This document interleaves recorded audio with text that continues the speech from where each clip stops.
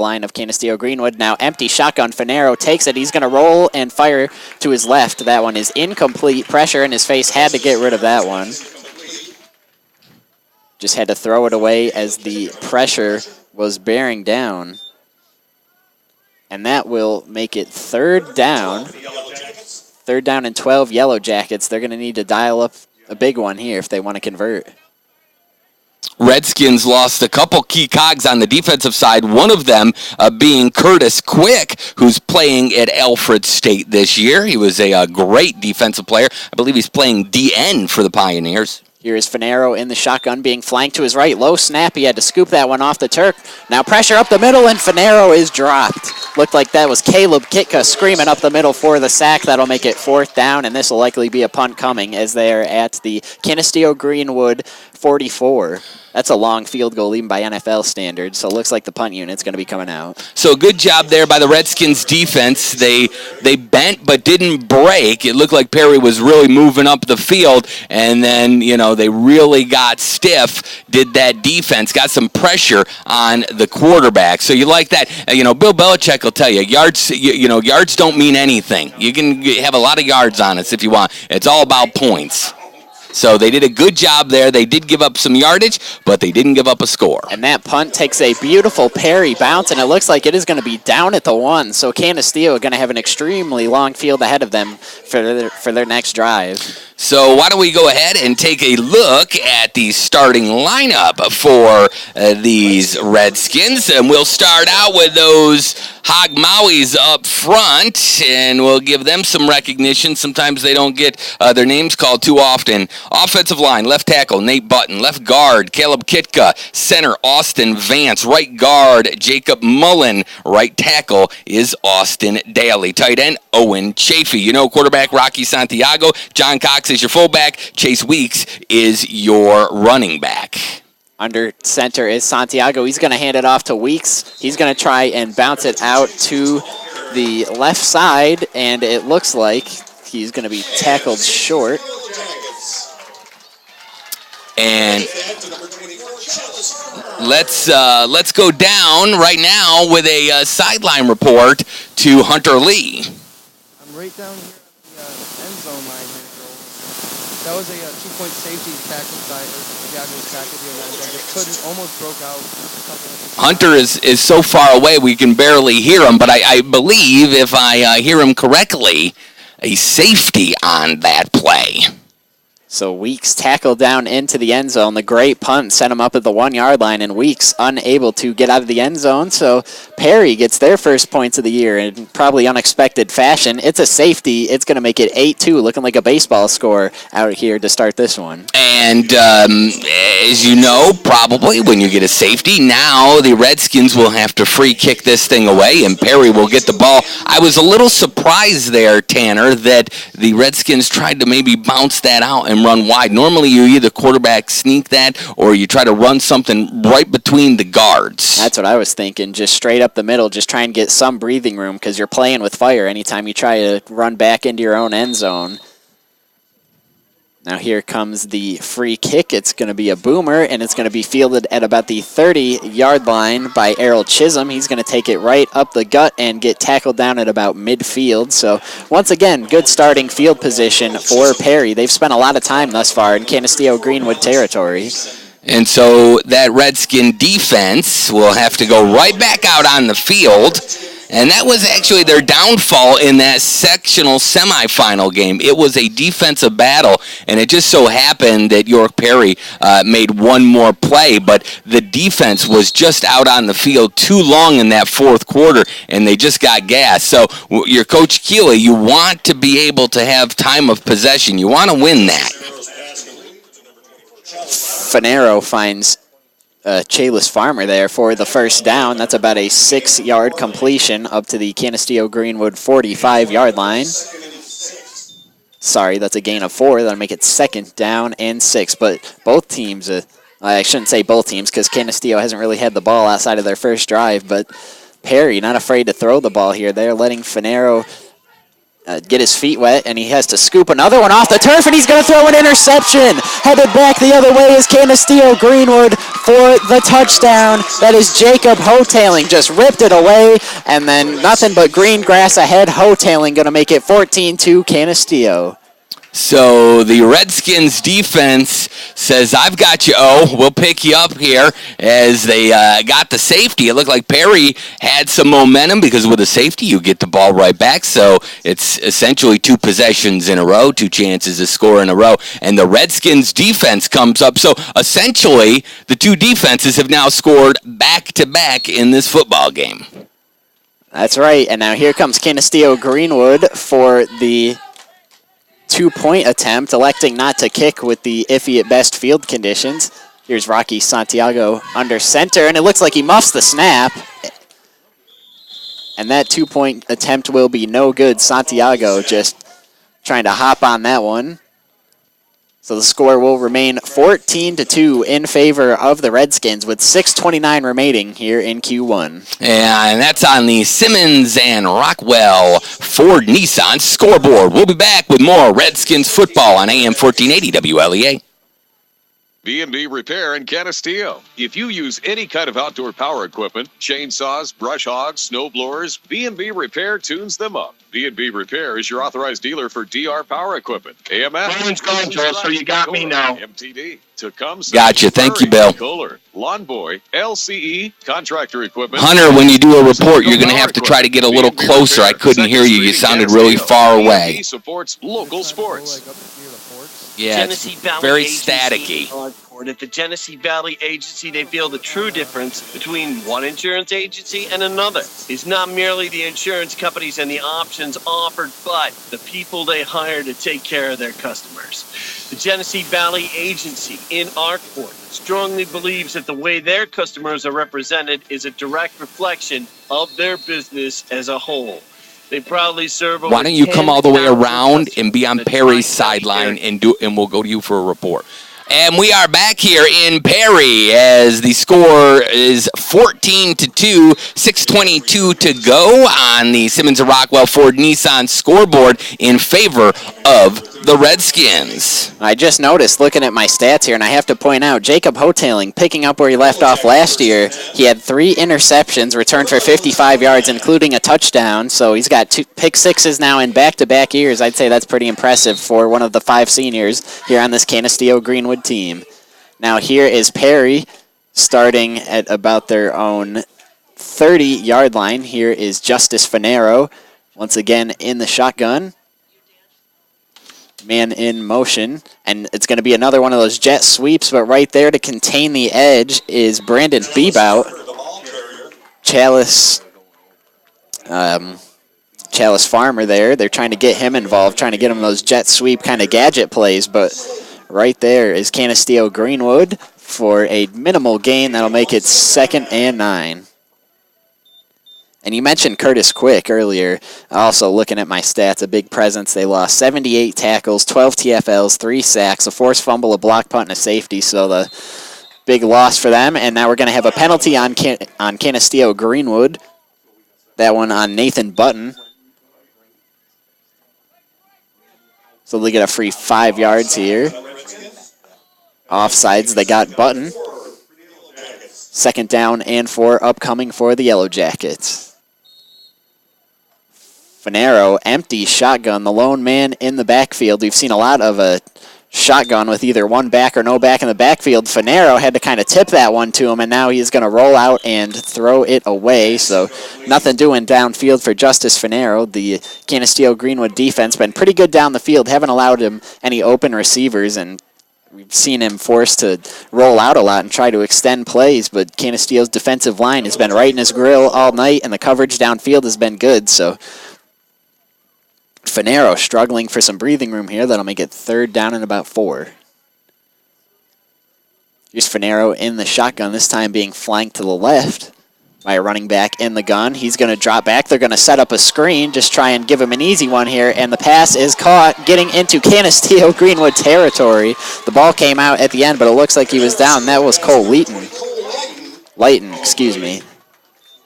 but he gets the reception there and is able to get the first down. I like that call there. You know, your quarterback, but nothing's going on downfield. The coverage is good. The defensive line is, you know, making plays, getting in the backfield. So set up a little screen. That's one way to neutralize a good pass rushing team is run a screen. Get them thinking they have a free run at the quarterback, and then just dump it off to your running back. And plus, when you have a struggling quarterback, just to calm their nerves a little bit, get them a nice, easy screen pass.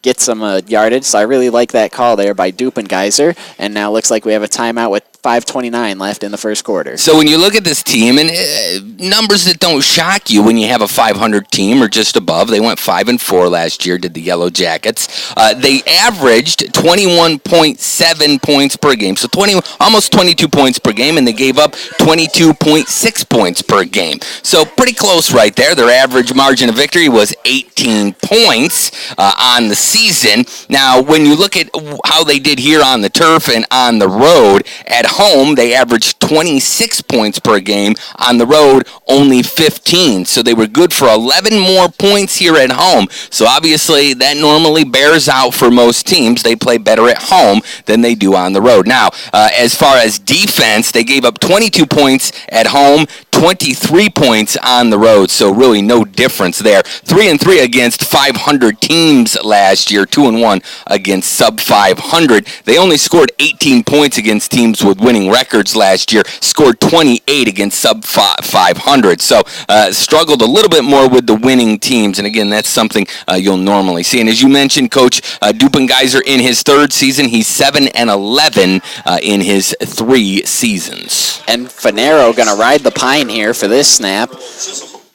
Errol Chisholm in the shotgun with 2 backs in the backfield. They're going to run a little read option. Doesn't really work out, but it'll still be about 2nd down and 3. One thing about this Perry team here, they were pretty good at home, but they did get shut out twice on this field, once being to Canisteo-Greenwood, and then they lost 26-0 versus Alexander. Now Finero checks back in, then the lefty will fade back, throw that one over the head of Cameron Petrie. That one was incomplete, just off his back foot, tried to get it there, but that one sailed over his head. That'll bring up 3rd down. So last year, CG won 33-0. In 2017, CG won 38-8. In 2016, it was 39-7 in favor of CG. 2015, 20-18, and in 2014, 27-20. So 2 games within 1 score or less. Coach Keeley is undefeated against Perry in his career so far in his first 6 seasons. And Finero is dropped on 3rd down. Ryder Slayton comes in with the big sack. That pushes them back into their own territory, and we are going to have another punt here by Perry. This is 4th and a light year pretty much, so on comes the punt unit. The clock winding down, about 4 minutes, 20 seconds remaining here in the first quarter. Score still 14-2. Here is the punt. Fair catch called for at about the 21-yard line. Dale Hotailing calls fair catch. So Canisteo-Greenwood has some breathing room here for possession number 3. First 2 possessions, they got off to a hot start. 3-play drive resulting in a touchdown on their opener. And then a safety on their last drive as they were pinned by a beautiful punt at the 1-yard line. Now that they have some breathing room at their disposal, we'll see what they can do here. Here comes Santiago.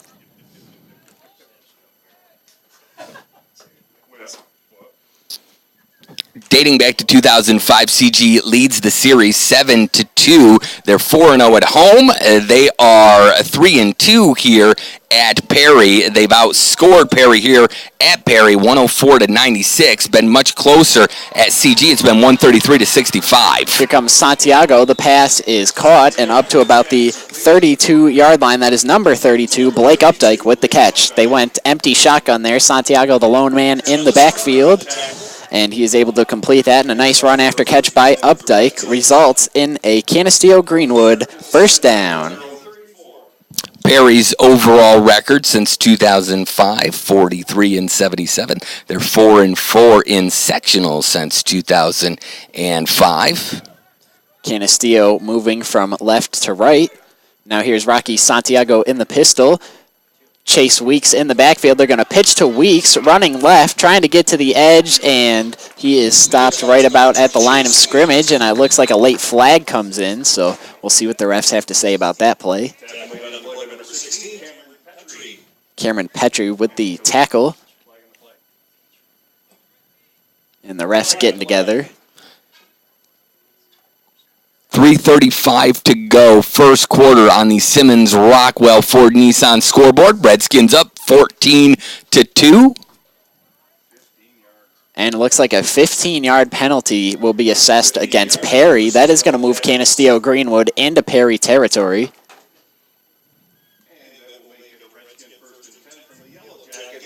They have it at Perry's 49-yard line after the penalty. Rocky Santiago takes it once again in the pistol. He's going to drop back. He's going to throw that one. Morling has the catch on the left side of the field, and he's going to be tackled quickly. That's about a gain of 5. Morling's second catch of the night. And he's a great target for Rocky. He's very athletic and tall, so he's kind of like that Randy Moss or that tall wide receiver where you just kind of throw it up there and let him make a play. It's funny you said Randy Moss because that's exactly what I said when he made that catch. That was a... You ever play street football and you hear the term, you got mossed? That's what Andrew Morling did. Now here is Weeks trying to bounce outside, but nowhere to go there, and he's thrown down about midfield. Chalice Farmer with the tackle there, viciously throwing down Chase Weeks to the ground. That'll make it 3rd down and 10 from about midfield. 3rd and 11 to be exact. Coming up at halftime, I'll have your Simmons and Rockwell Ford Nissan halftime scoreboard report, so stay tuned for that. We'll tell you about other games going on in Section 5 tonight, in the slate over the weekend, in football, boys and girls soccer, and college football. Santiago cocks and fires that one down the right sideline is incomplete. A diving Earl Chisholm could not make the play, got his hands underneath it, just could not secure the interception, so Santiago gets lucky there. It'll be 4th and 10, and now out comes Canisteo-Greenwood for the first punt of the night. Kind of feels like this has been an epically long first quarter. I think a lot of passing, so incomplete passes, stop the clock, 3 scores, so it's been a lot of stoppage of clocks here, and we're at 8 o'clock, and we still got over 2 minutes to go here in the first quarter. Here's the punt. It's going to take a Redskin bounce, and it is finally going to stop rolling there. Looks like just past the 5-yard line, maybe the 6. So that is where Perry will start out this next drive with under 2 minutes left in the first quarter. Still 14-2 in favor of the Redskins.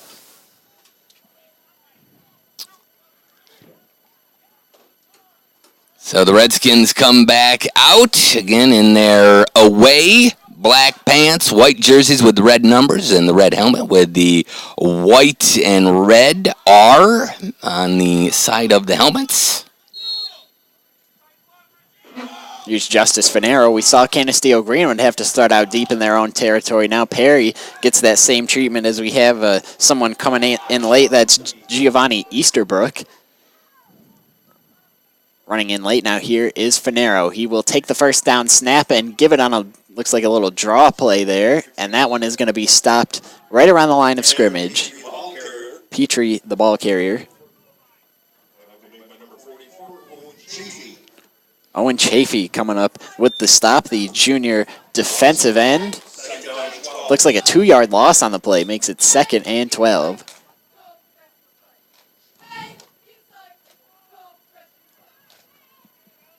Here's Justice Finero directing traffic there. Now settles in.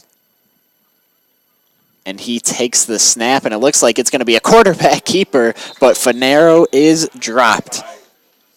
In the backfield, Nathan Button coming up with the stop. That looks like it's going to be a loss on the play yet again, trying to just get a little QB power there, trying to get Finero on the edge, but he is unable to get there. Good job by Button, and that will make it 3rd down and 16. They're at their own 2-yard line, so they have to be careful, much like Canisteo-Greenwood. I imagine you play conservative here. Don't get in any bigger of a hole than you already are. Risk giving up a safety. Finero going to take it in the shotgun, standing nearly in his own end zone. 2 backs, and he dropped the snap. Well, it was down low at his feet again. Another one he had to scoop off the turf, and another safety. The Redskins now with the safety. The defenses have come to play here tonight. That is the 3rd defensive score on the evening combined for these two teams. 2 safeties, 1 for each team, and a pick 6 for Canisteo-Greenwood. So, even, you see this at the college and NFL level. The defenses seem to be a little bit ahead sometimes at week 1. And I think you're seeing that here tonight, that these defenses are clicking on all cylinders and taking advantage of maybe a slow start by the offense. After that Thursday night Bears-Packers game, you're onto something there about defenses being ahead of the curve week 1. Neither team could buy a touchdown in that game, but it's not often you see teams exchange safeties like we have here tonight. So this has been quite the intriguing game to open up the season. Now Perry will kick it back to Canisteo-Greenwood, now up 16-2. On the Simmons and Rockwell Ford Nissan scoreboard, 31 seconds left to go. We're almost through this first quarter. And this one will be fielded by Hoteling at about the 32-yard line, waiting for his blocks to develop, trying to get to the left side. He's going to get into Perry territory and is pushed out of bounds at about the 42 or 3-yard line. So that is where CG will begin in Perry territory. Very good field position on this drive. Oh, and this is, listen, 22 seconds left to go here in the first quarter. You're up 16-2. You are in Perry's territory. Here is your chance to really take a stronghold on this game early on in the first half. A touchdown here on this drive really starts to put pressure on Perry getting towards halftime. Absolutely. Now here's Santiago under center. We haven't seen that much tonight. He's going to hand it off up the middle to his fullback, Jonathan Cox, but the play is blown dead. Timeout by the Yellow Jackets. Let's see if we can go down to Hunter Lee down on the sidelines. Do we have you, Hunter? Hey, guys, I'm right here.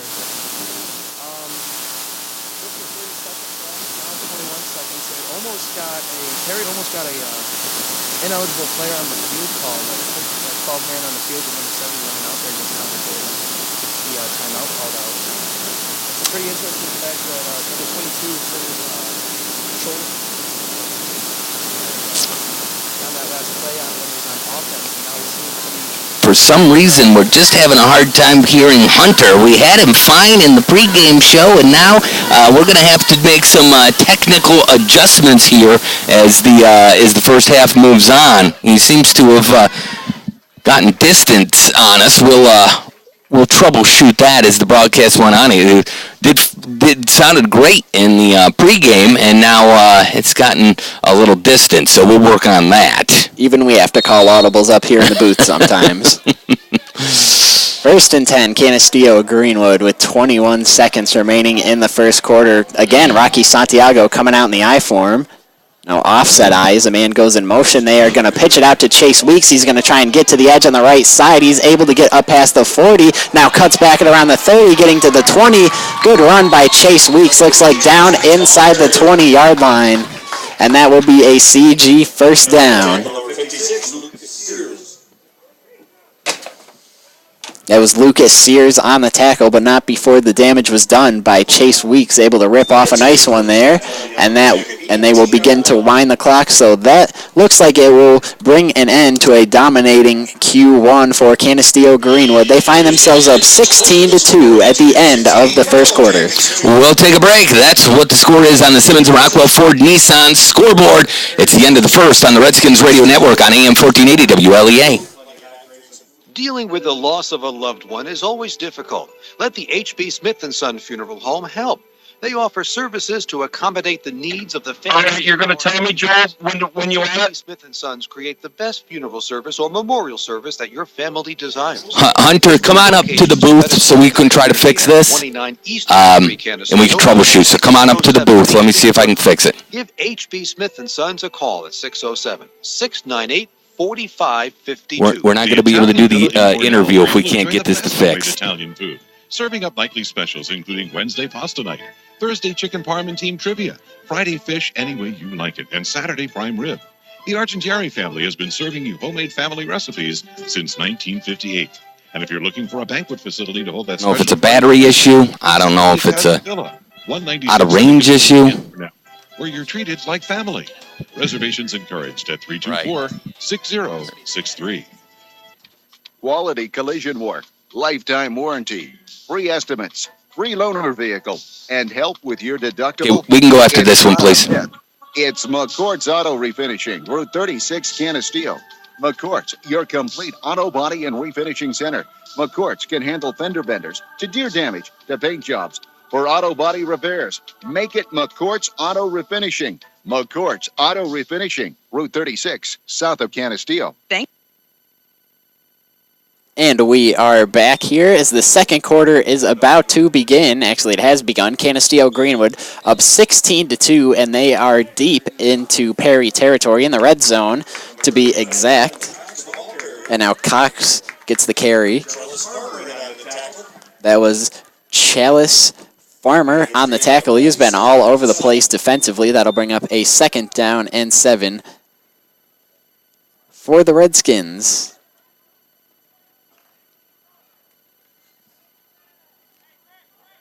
A lot of defense so far in this game. We've seen safeties for both sides. We've seen a pick 6 for the Redskins. Now here's Rocky Santiago in the pistol. He's going to hand it off to the back right behind him and gashing up the middle. That is Chase Weeks, still going. He won't go down. Chase Weeks gets to about the 10-yard line. Good strong running here we have seen in the opening goings of this game by Chase Weeks, filling in for those 2 seniors that were ahead of him last year, and he's done a valiant job thus far. It'll make it about, it'll be 3rd and short for Canisteo-Greenwood. About 3rd and 1. And they are inside the 10-yard line at the 9.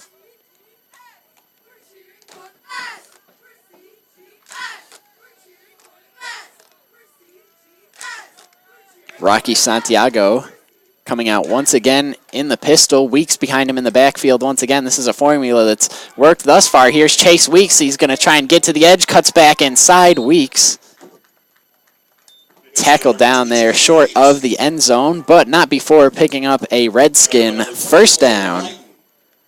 Cole Whiten with the stop.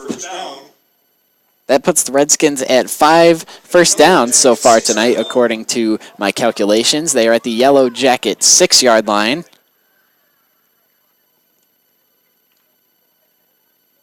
Off the field, looked like Giovanni Easterbrook came off the field for Perry. Now here's Santiago handing it off, and the ball is fumbled, but it was kicked forward by Chase Weeks, it looks like, and Jacob Hotailing was able to fall on it, the senior. Good heads-up play by him to avoid disaster there. And CG maintains possession.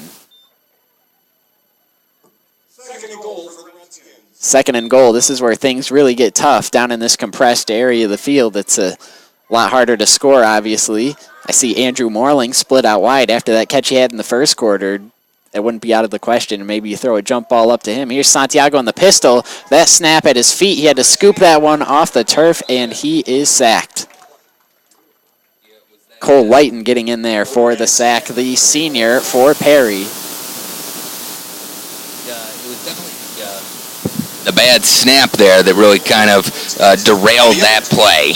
So you've seen Canisteo-Greenwood with some near misses here down in the red zone, but it is still 3rd down and goal. That one going to be placed at about the 11-yard line.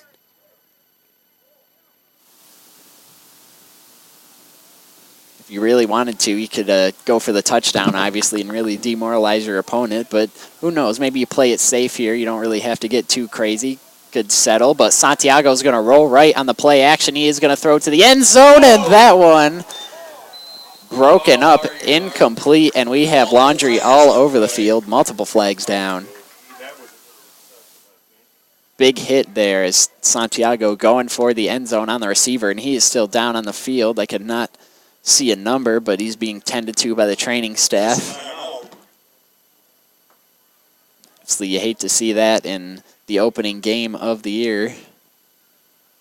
Everyone down on one knee as they tend to the fallen Redskin.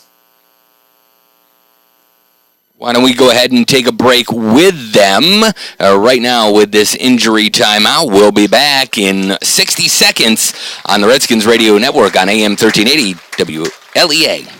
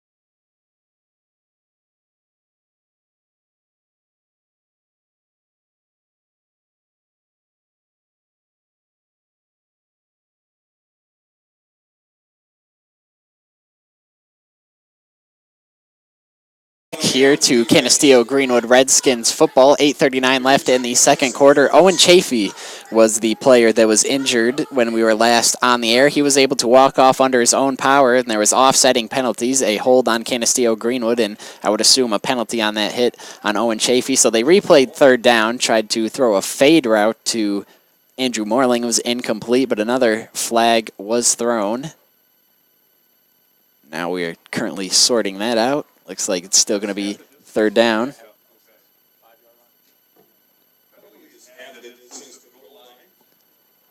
It's actually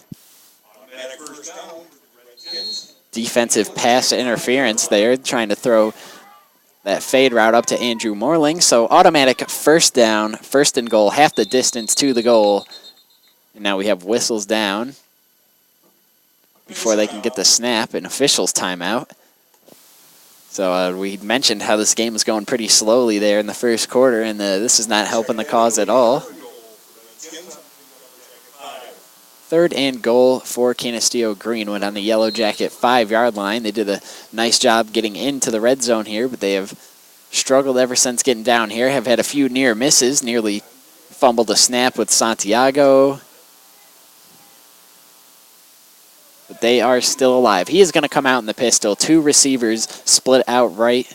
Santiago takes the snap, and they're going to go for Morling. He catches that one and is in for the touchdown. That was just a little hook route, I guess you would call it. Just kind of ran straight and then just sat in the corner of the end zone there, and Santiago hit him right in the numbers. That is a touchdown. Morling 3 catches, including that one for the TD. That makes it 22-2 with 8:33 remaining in the second quarter. So Andrew Morling having a fantastic day to start out. And now Canisteo-Greenwood huddling. Looks like not electing to kick once again, and they will go for 2. They converted on their first one, and their second one was a fumbled snap. Here is Santiago under center. He's going to pitch it out to Chase Weeks. Weeks gets to the edge and throws a pretty vicious stiff arm there to ensure that he gets that 2-point conversion, and it will stand 24-2 in favor of Canisteo-Greenwood. 8:33 remaining in Q2. And that is on the Simmons Rockwell Ford Nissan scoreboard. Let's take a break, and we'll be back on the Redskins Radio Network on AM 1480 WLEA.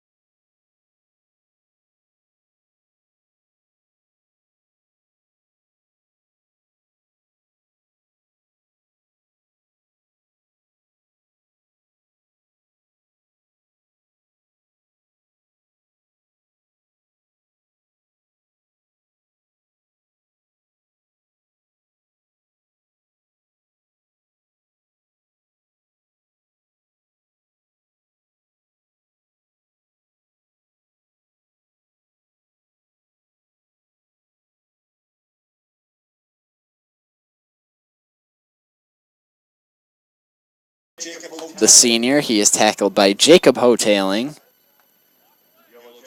So now here comes Perry from their own 38-yard line. Only have 2 first downs thus far. It's been kind of a struggle here for Perry. They got started off hot. They were able to get in Canisteo-Greenwood territory, but Justice Finero having trouble throwing the ball here. Canisteo-Greenwood, they've been applying the pressure. The coverage downfield has been good. We'll see if they can continue that on this drive, but not much different here from Perry. 2 backs alongside Justice Finero in the shotgun. He takes the snap, and he's going to wind up and throw, and that one is nearly intercepted. Chase Weeks diving to the ground could not make the play. It was a little behind him. He couldn't quite adjust. That'll make it 2nd and 10 for the Yellow Jackets. That was Santiago, actually, my bad, making the play defensively.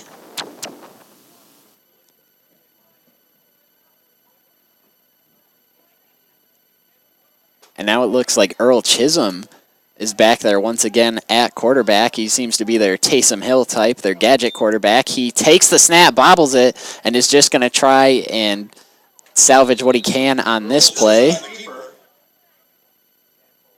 Chisholm looks like he's going to lose yardage on the play. It'll be 3rd down for sure. Austin Daly getting back there and making the stop. It'll be 3rd and 11. For the Yellow Jackets. They're about their own 37.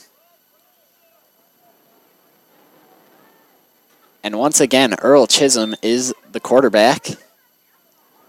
In the gun, Justice Finero on the sidelines, sitting down with his helmet off. Here is Chisholm in the gun, 3rd down, and he is going to keep it himself, dancing, trying to find some room to work with, but nothing doing there, nowhere to go for Earl Chisholm. Nathan Button makes the stop. That's going to be a loss of, looks like 2 yards. Yellow Jacket 4th down, and here comes the punting unit once again. Dale Hoteling will be the return man. Chalice Farmer will punt.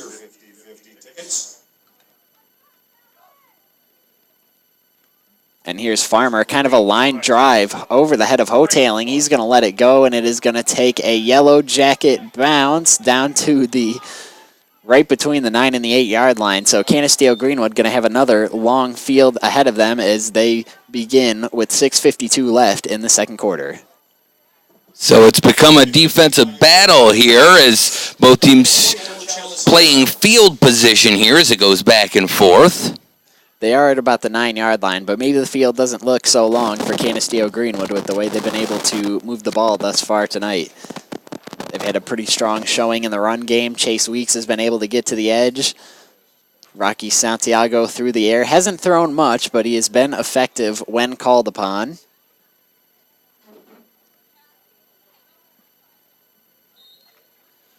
Santiago, this game last year was one of his best games of the year. He went 6 for 10 for over 100 yards and a touchdown and over a QBR of over 100. Here's the handoff on 1st down. Jacob Hoteling gets called there, the senior.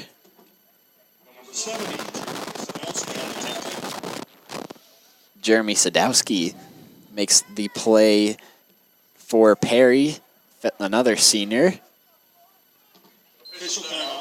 Now we have another official timeout here as a Yellow Jacket now goes down.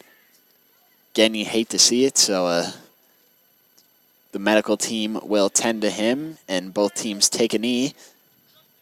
Stoppage of play with 6:25 left in the 2nd quarter. It is still 24-2 with the Redskins on top.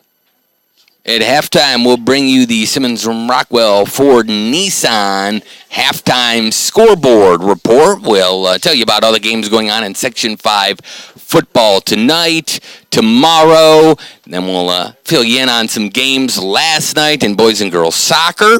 And we'll give you boys and girls soccer tonight that's going on through Section 5, games of local interest. Then we'll tell you about some college football and NFL football coming up on AM 1480 WLEA and our sister station, Fun 92.1 FM. So stay tuned for that. We'll fill you in about all of that great stuff. A huge sports weekend locally and nationally, with the NFL firing up, college football getting underway, high school football now in full swing this weekend, so lots going on. We are at 6:25 to go on the Simmons and Rockwell Ford Nissan scoreboard. Second quarter, 24-2 in favor of the Redskins. Now it looks like the injured Yellow Jacket is up on his feet, and both teams clearing the field, so we should get back to business here soon. Second and 7. The injury was number 24. That was Chalice Farmer. That would be a big loss if he were unable to return. He's been all over the field defensively, and they've even tried to get him involved offensively on some jet sweeps. He's currently on the sideline having looks like his left leg worked on his left thigh, so we'll see what the status of that is. And that snap sails over Santiago's head. The ball still squirted loose, and it's recovered by the Yellow Jackets for a touchdown. How about that? Another defensive touchdown. The defense has been the offense tonight.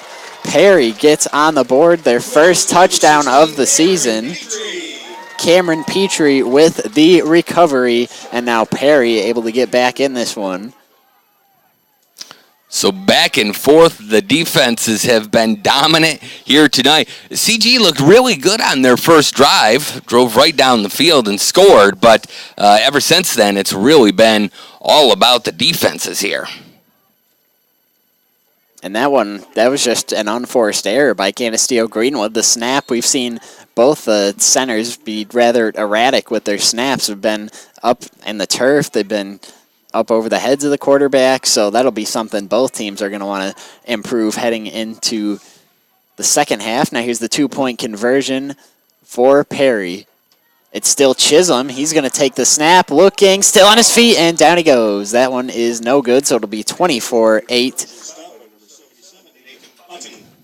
And that was actually Cole Lighton that scored, that had that recovery in the end zone for the first Perry touchdown. But anyways, with 6:13 left in Q2, it's 24-8 in favor of the Redskins. But Perry trying to claw their way back with a defensive touchdown. Let's take a break, and we'll be back. You are listening to the Redskins Radio Network on AM 1480 WLEA.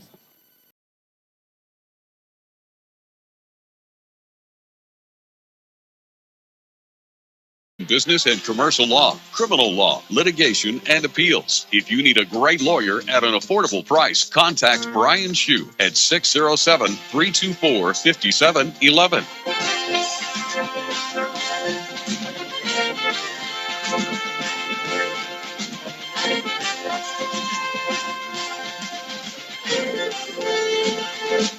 Today's lesson is about keeping your house nice and warm. Can anyone tell me the best heating system to save money?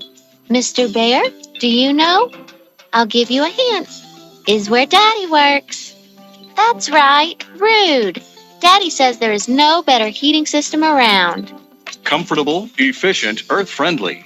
Rude. Call Mike Palmer Heating and Air Conditioning, 607-698-4444. For fast service and quality work, no one does it better than Mike Palmer Heating and Air Conditioning.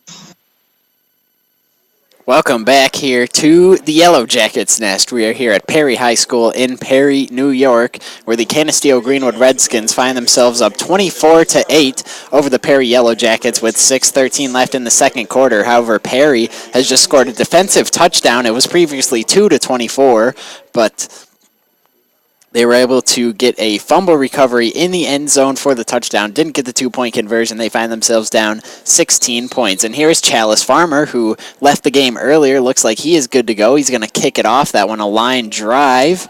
And it's going to be fielded by Jacob Hotailing, waiting for his blocks to develop. Now going to put the burners on right up the gut, and he is tackled at about their 38-yard line of Canisteo-Greenwood, so that is where they will begin. Their last drive ended in disaster with the snap getting snapped over the head of Rocky Santiago into the end zone, where the opportunists that Perry are, they were able to fall on it and get the touchdown. But luckily, they shouldn't have to worry about that now that they have some breathing room, being at about their own 37-yard line. Actually, 39, excuse me. But here we go. Here comes Canisteo-Greenwood. They have 5 first downs, 3 touchdowns. Here's Santiago under center. We haven't seen that a lot. He's been working primarily out of pistol and shotgun, but he's going to pitch it out to Chase Weeks, trying to find some room on the right side, and he is brought down after a short gain. Kellen Bell makes the stop, the 5'7" junior defensive back. That'll make it 2nd and 7. Chase Weeks been getting the majority of the running back reps tonight, and he's made the most of his opportunities. They've tried to get him on the edge, use his speed, and it's worked for the most part. Now here's Santiago, empty shotgun. And here's Santiago. See, pardon, there was someone there in the backfield. It was not an empty shotgun. He hands it off to Chase Weeks right up the gut, and Weeks is brought down. No gain, really, on that play. It was Jamie Cowie making the stop. That'll make it a Redskin 3rd down and 6.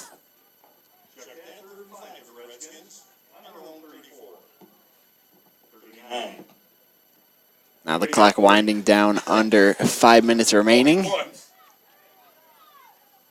Here's Rocky Santiago talking things over with Ian McGill, his center there. And he will take it once again in the pistol on this 3rd down and 6. Santiago, he's going to throw on a quick slant to Andrew Morling. That one is caught for the 1st down. Morling gets to their own 49-yard line. It looks like that will move the sticks. Another Canisteo-Greenwood 1st down. Boy, Andrew Morling is having himself an excellent first half there. That one, just a great throw by Santiago, one of the simplest routes in football there. The quick slant, just Morling able to get the 1st down. And Canisteo-Greenwood looking once again to enter Perry territory. They're knocking right on the door as they're at their own 49-yard line. Now in the I form comes Santiago. They're going to give it to Chase Weeks, trying to run behind his fullback Cox. He's going to get to the edge once again, and Weeks takes a pretty good hit out of bounds, but he will get Canisteo-Greenwood into Perry territory and is tackled at their 45-yard line. Earl Chisholm makes the play. 6-yard run for Chase Weeks. Chase Weeks did not have a carry all of last season, the junior. And now he is filling in fantastically for John Davis and Justin Becker, who accounted for well over 1,000 yards of rushing. Here's Rocky Santiago in the pistol, takes the snap. He's going to drop back to throw once again. Now roll right, pressure's coming. Santiago's just going to throw up a prayer, throws it away. That one goes out of bounds, and that'll make it 3rd and 10 for the Redskins. About 3rd and 5 upcoming. 2nd, 3rd down they faced on this drive. They were able to convert the last one with a quick pass to Morling. It'll be 3rd down and 4.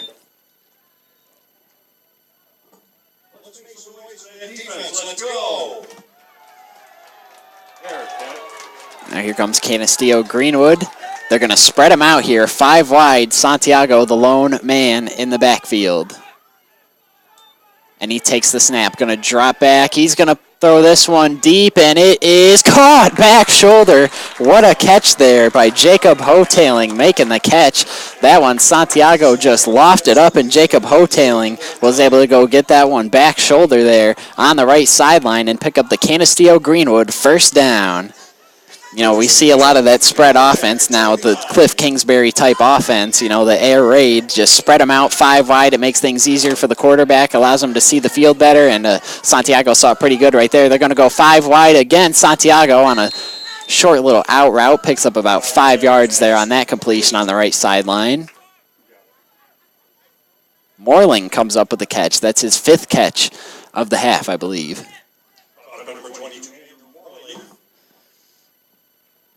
Andrew Morling having a good game. He had the big catch on the opening drive, has a touchdown reception. Now it'll be 2nd and about 6 for the Redskins. Santiago in the gun. He's going to throw again. Pump. Same throw to the sidelines. That one is caught. Hotailing comes up with the reception. The stop made by Kellen Bell. That'll make it 3rd down and about 5 for the Redskins.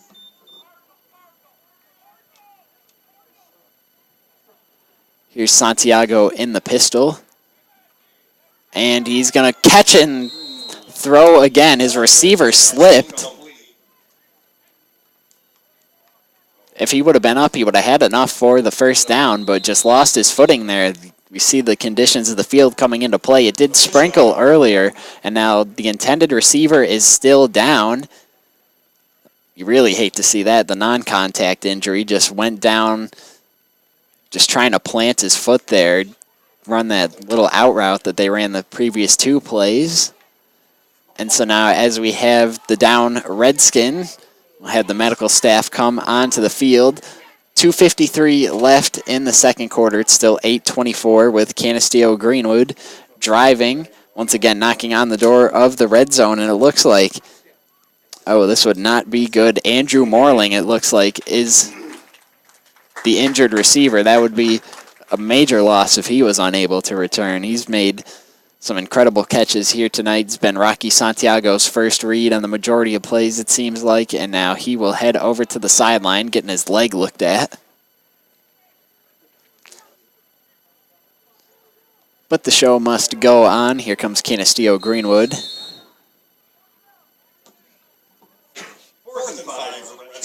It's going to be 4th and 5, and they are sending out the offense here, trying to go for it. They're up 2 possessions, but taking the aggressive approach here is Santiago. In the pistol, he's going to take the snap. They're going to pitch it out to Weeks again, trying to get the edge. Chase Weeks fighting, and it looks like he's going to pick up the Redskin 1st down. Lighton made the stop. Cole Lighton of Perry. And that will move the sticks, give CG another 1st down. They're in the red zone now at the Yellow Jacket 14-yard line.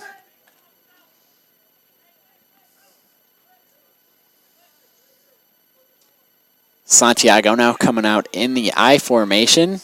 And they're going to hand it off right up the gut to Chase Weeks. Cuts back to the left side now, fighting right down the middle. Looks like he's going to get down inside the 5-yard line.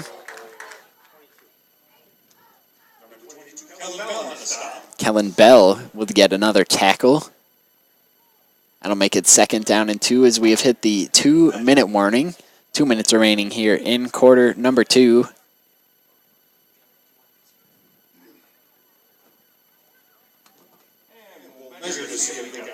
And it looks like they're going to measure here to see if Weeks picked up the 1st down.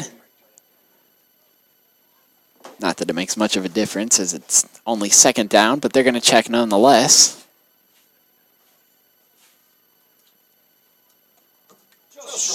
And it looks like he was just short, so 2nd down and inches at about the 4-yard line for the Canisteo-Greenwood Redskins.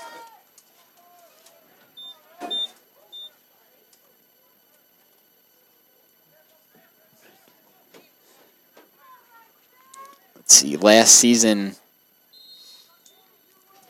Canisteo-Greenwood averaged about 22.6 points per game, and they're already well on their, and they've already surpassed that. Here's Hotailing now on the carry to the right side. That one is a touchdown, and we have a flag down. Hotailing for the moment has scored, but the refs, of course, have the final say, so we'll see if this one will stand. And this one's coming back. It's going to be an illegal block in the back on Canisteo-Greenwood. So they're going to back up a couple yards and have to redo this one. 10-yard penalty. And it'll be 2nd down. And they now find themselves just outside the 10-yard line of Perry. But with the way their passing game is going, that's nothing to be that upset about. Here's Santiago. They're going to pitch it to Chase Weeks, running left, cuts it inside, and he's going to be stopped. Looks like just outside of the 5-yard line. Jeremy Sadowski makes the tackle, and we will have 3rd down and about 3. Looks like 3rd and 2, actually. They can pick up the 1st down without scoring a touchdown. It's not goal to go just yet, as the clock continues to run, about 1:20 left.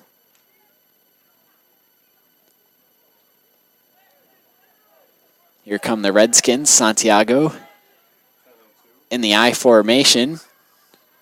And Santiago's going to drop. He's going to roll left. Santiago going to throw it left across his body. That one is incomplete. Looks like he was going for Blake Updike, but that one just a little over the head of Updike. The 6'4" wideout, not tall enough for that one, so that'll make it 4th down for Canisteo-Greenwood, about 4th and 2. And the offense staying out on the field.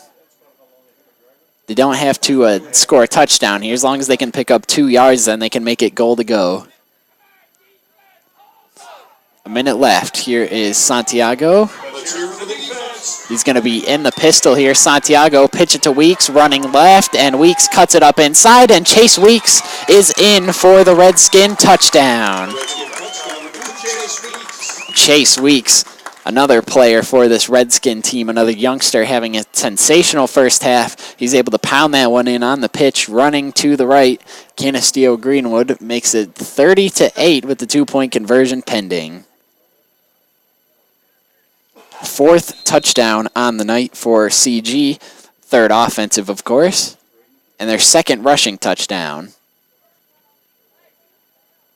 The other one going to Jacob Hoteling.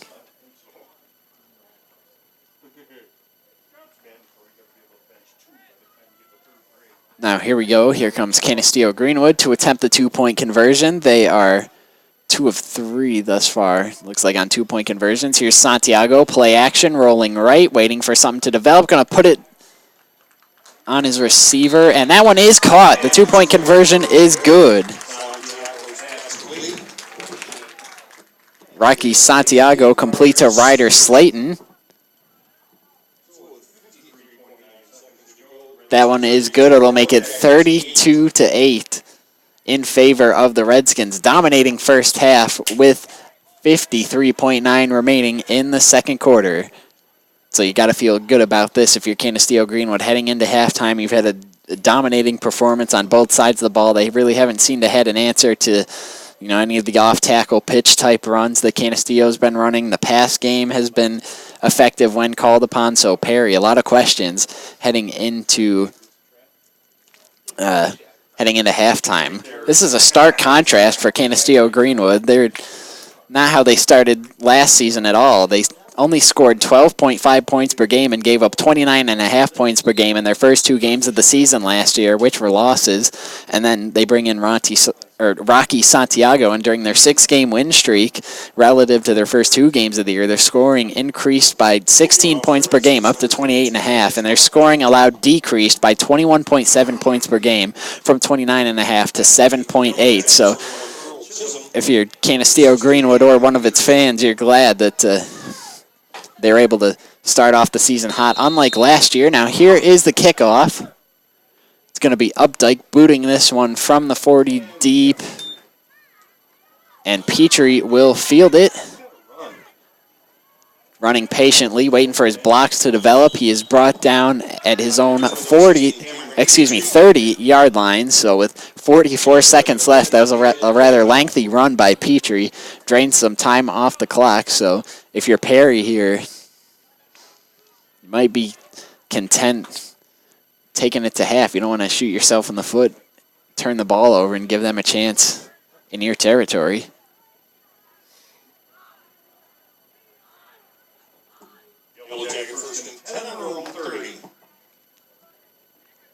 Still no Justice Finero. He is on the sidelines with his helmet on. Earl Chisholm still in at quarterback, flanked by 2 running backs in the shotgun formation, and they're going to hand it off, and met immediately.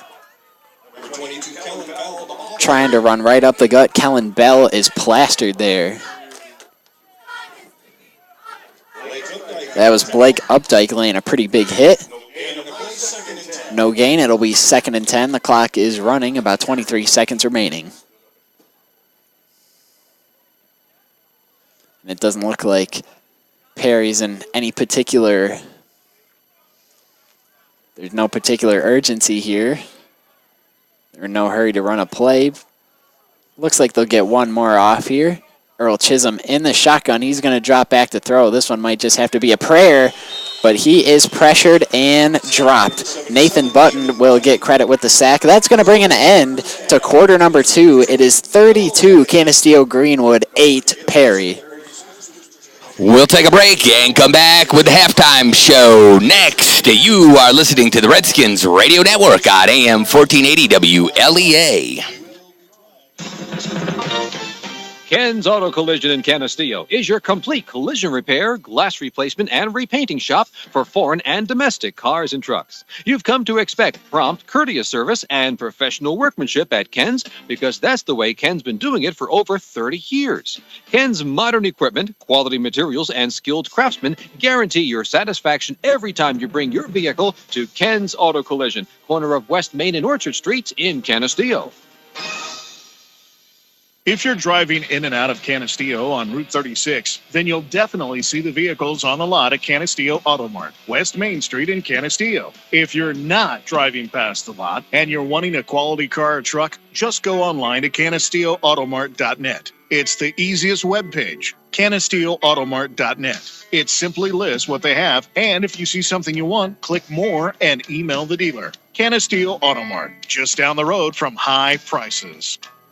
Lion's Will Music Shop on Main Street, Hornell brings music to your ears with new and used instruments, electric, bass, and acoustic guitars, violins, ukuleles. It's a full-service music shop with amplifiers, keyboards, power equipment, and instrument accessories. And now offering lessons for guitar, ukuleles, and voice. You're going to tell me when you want it, right, Joe? Instrument, amp, setup, or electronics, call Go Lion's after Will or this. stop in to talk to them about repairs. Monday through Friday, 11 till 7, Saturdays, 11 until 6. Phone 607-590-7. We are back here at Perry.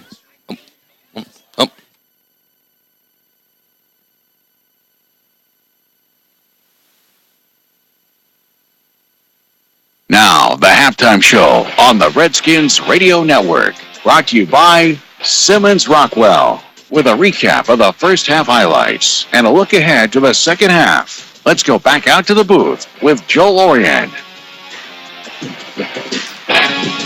We are here at halftime.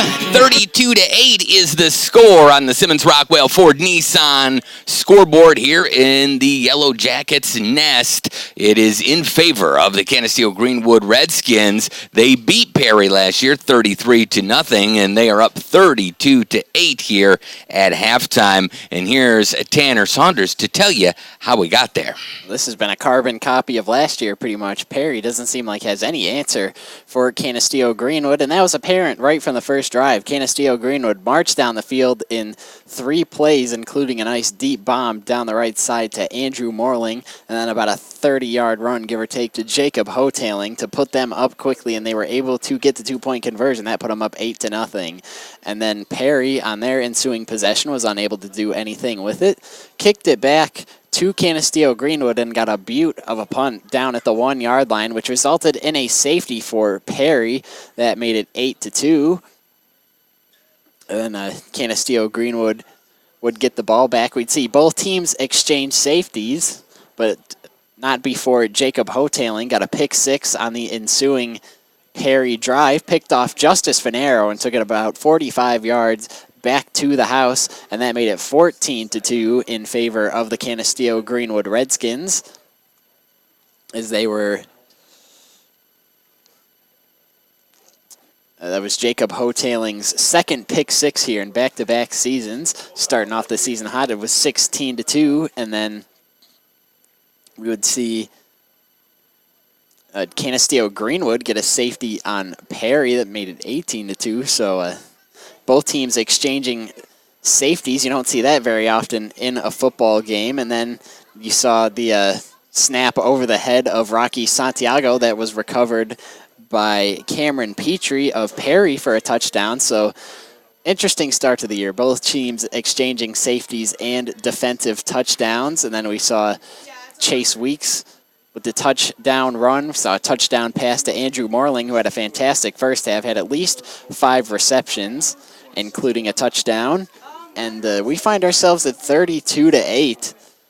Canisteo-Greenwood on top, and Perry, they have to find some sort of answers. I mean, they didn't really have anything for what Canisteo was doing. We saw Chase Weeks. They ran a lot of pitches to him on both sides, left and right, and they were just unable to contain the edge. And Chase Weeks, once he found the edge, was able to make some nice cutbacks, good vision in the open field, and he was able to gash them. We saw Rocky Santiago in the passing game. They haven't had to use it this much this game, but when he's been called upon, he's been fantastic. Good touch on his deep passes, allowing his big boys to go up and get it. We saw Ho-tailing with his back shoulder fade pretty much down the right sideline.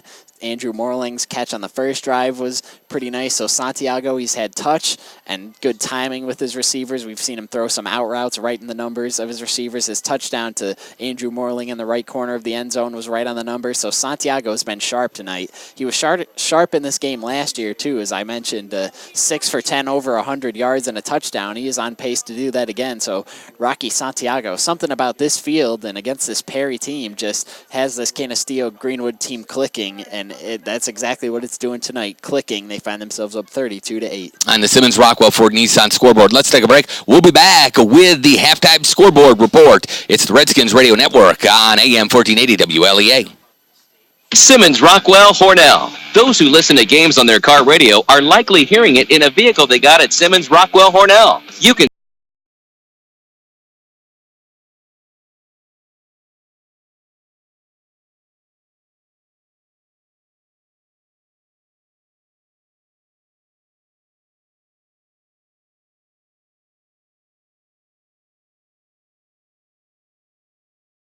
We are back here at halftime. I can tell you that the score here at halftime, it is 32-8 in favor of the Canisteo-Greenwood Redskins.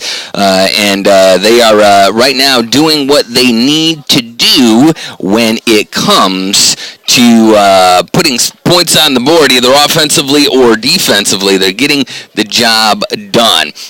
So it's time now for the halftime scoreboard report, being brought to you by Simmons Rockwell Ford Nissan. See the savings online at simmons-rockwell.com. Well, last night the Section 5 football season got underway. Victor defeated Canandaigua 31-14. In other high school football action tonight, Minders at Avon, Letchworth, Warsaw at Waco, ERG at Dansville, and Newark at HFL, Alexander at Lyons, Batavia at Wayne, Leroy at Wellsville, Waterloo at Kilmum, Byron Burgeon, BR at CR, Midlakes at Livonia, and the last I knew going into the fourth quarter, Penn Yan was leading the Haverling Rams 7-0. Games tomorrow: Pelmac at UPrep at noon, Aquinas at McQuaid at 1, Geneva at Greece Athena at 1, Fairport at Rush Henrietta at 1, Attica at Marcus Whitman Bloomfield at 1:30, York Pavilion at Notre Dame Batavia.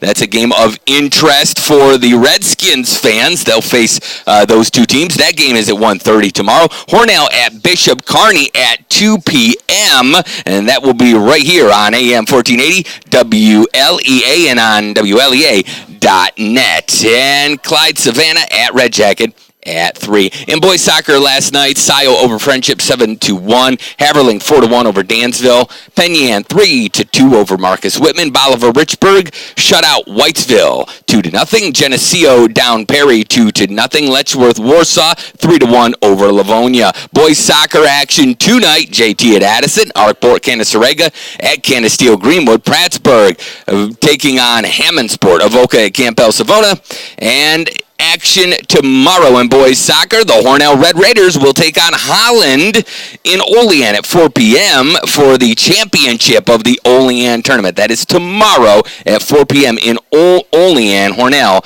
taking on Holland in the title game in boys soccer. Dansville at Leroy at 6:30. Girls soccer action last night. Addison down Hammondsport, Bradford 3-0. Dansville 6-0 over Wellsville. Avoca shut out JT 5-0. Batavia 7-3 over Waco. And Bishop Kearney and York tied 0-0 in that game. Girls soccer action tonight. Campbell Savona at Friendship. Marcus Whitman at Geneva. Sayo taking on Genesee Valley. Cuba Rushford at Belfast. Sodus at Penn Yan. Arkport at Portville. Minders at Haverling.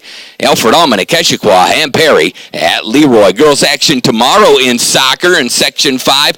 Geneva at Avoca, 11 a.m. Prattsburg at Lima at 1. Palmac at Geneseo at 3. And Horseheads at Hornell. The Lady Red Raiders hosting Horseheads at 6:30. College football, Waco grads Izzy McClure, Connor Englert, and the 21 other former Section 5 football players on the Alfred University Saxons football team kick off their season tomorrow when they host Teal College. Kickoff 1 p.m. You can hear that game on our sister station, Fun 92.1 and Fun921.com. The 21st ranked 1-0 SU Orange hit the road for their first ACC game when they travel to College Park to take on the Maryland Terps. Kickoff at noon. The UB Bulls are at number 15 Penn State. Kickoff at 7:30. You can hear that game right here on AM 1480 WLEA. Canisteo-Greenwood grad Curtis Quick, Hornell grad Dylan Grenthal, and 5 other former Section 5 football players.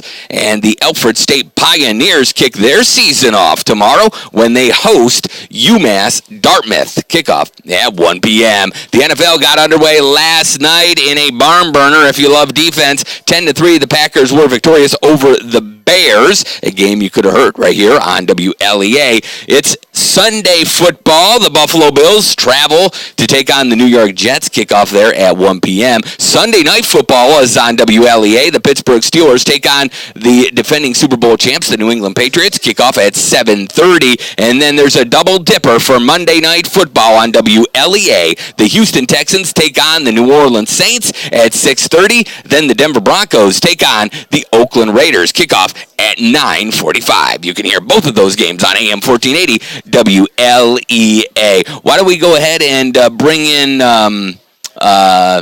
Hunter. Why don't we switch in Hunter here? And Hunter was down on the field. He talked with Coach Keeley. And let's get the halftime report with Hunter. What did Coach Keeley tell you here at halftime going into the locker room? Well, Joe, I got to get a few questions off. And the first one there was, I was interested in Andrew Moreland and how his first half went. And do we expect more from him in the second? And Coach Keeley said that he had a early undisclosed injury, and it was his shoulder. And he's been working on it all summer and last season even with it popping in and out of place. So he's going to assess that in the locker or in the halftime huddle and go from there. Another topic I got to get on was the defensive aspect of this game. Total of 3 defensive scores, or 4 now with the second safety. And he said his defense has been amazing. He's going to tell them to keep bumping and grinding, keep pressure on the quarterbacks and the wide receivers, and try to clump them up, keep the ball on the ground as much as possible. I had also asked, with this lead, given this lead, do we expect Santiago to keep the ball in the air?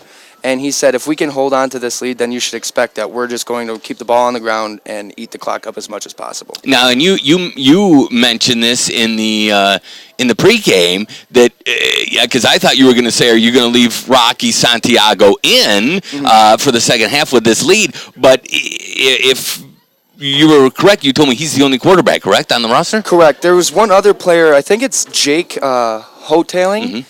He has some stats for quarterback, but that was back in JV. So he's right.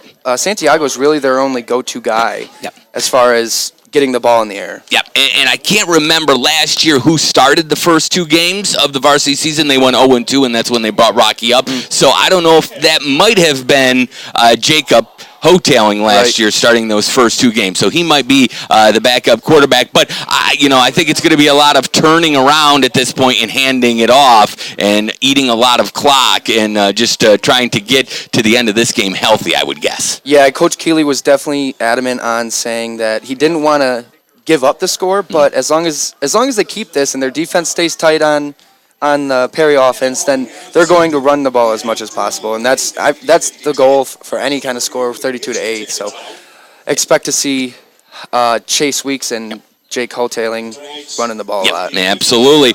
Listen, Hunter, we'll try to connect with you here in the second. We decided if we can't get to Hunter, he'll get to us. So we made a little bit of an audio. We'll see if we can connect with him here in the second half. Hunter, how is it out there? Is it starting to get a little dewy out there? It's getting a little dewy. You can feel the moisture in the air start to settle down a little bit. The turf isn't too shabby right now. Give it another 15, 20 minutes, and I bet you it'll be quite slippery. I'm interested in to see how the kickers are going to handle it. Sure. And how was the atmosphere down on the sideline? Is the team pretty pumped? Oh, Santiago and Chase Weeks are the voices of Canisteo Redskins. Are they vocal? Pumping up the offense, the defense, and as soon as Santiago comes off and is off of the offensive line, and either whether they score or not, he's waiting for that kickoff. Sure. And getting his D-line set up and pumped and getting the call called out and ready for that next play. All right, let's bring in Tanner here as he'll have the action here in the second half as we get rolling in the third quarter. That has been your Simmons Rockwell Ford Nissan halftime scoreboard report and halftime show. All right, we are getting ready to get things started here in the third quarter. Canisteo maintaining a 32-8 lead, and just to clear up who the quarterback was to start last season, it was the now graduated Bryson Twilliger. He appeared in 2 games. He went 6 of 11 for 45 yards, 54.6 completion percentage. That's about 7.5 yards per completion, 3 picks, and a 25.0 QBR. Jacob Hotailing did also play some quarterback last year. He played in a 28-0 loss against Alexander on September the 7th. He went 7 of 14 for 46 yards, 50% completion percentage, 6.6 yards per completion, 1 pick, and a 27.7 QBR. But if Rocky Santiago, if his night were to be over and Hotailing were to come in relief, it's not like he would be asked to throw the ball much with the team being up by 24 points at this point. That's a 4-possession ball game.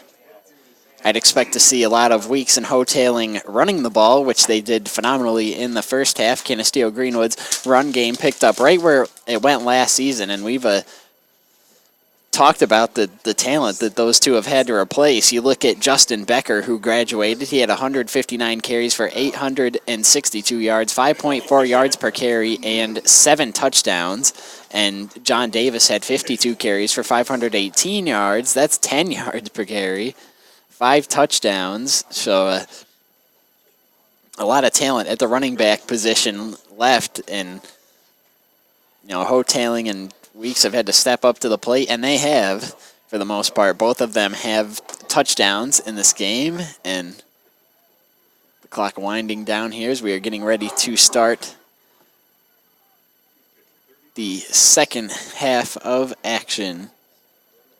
Taking a look at the upcoming schedule for Canisteo-Greenwood on Friday, September the 13th, York Pavilion will come to town to play Canisteo-Greenwood. They can get their revenge on them for ending their season prematurely last year. Friday, September the 20th, they travel to Cuba Rushford. Then on the 27th, Bolivar Richburg comes to Canisteo-Greenwood. Friday, October 4th, it's Geneseo Mount Morris coming to town. And then on Saturday, October the 12th, they travel to Notre Dame Batavia. Now here we go. We're about to get set for kickoff. Updike's got the ball on the tee, and here we go. Second half action underway. That one is fielded by Petrie, and he's running down the right side and eventually tackled just inside the 40-yard line. So that is where Perry will get started. Jacob Hotailing with the stop.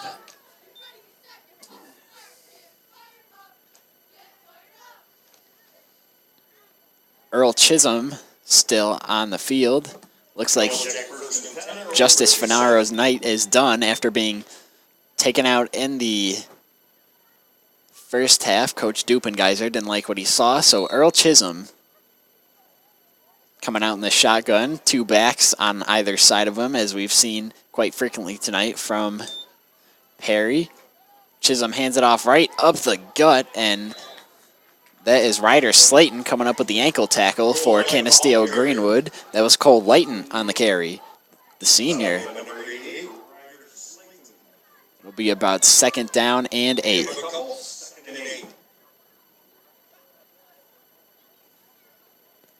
Still two backs in the backfield flanking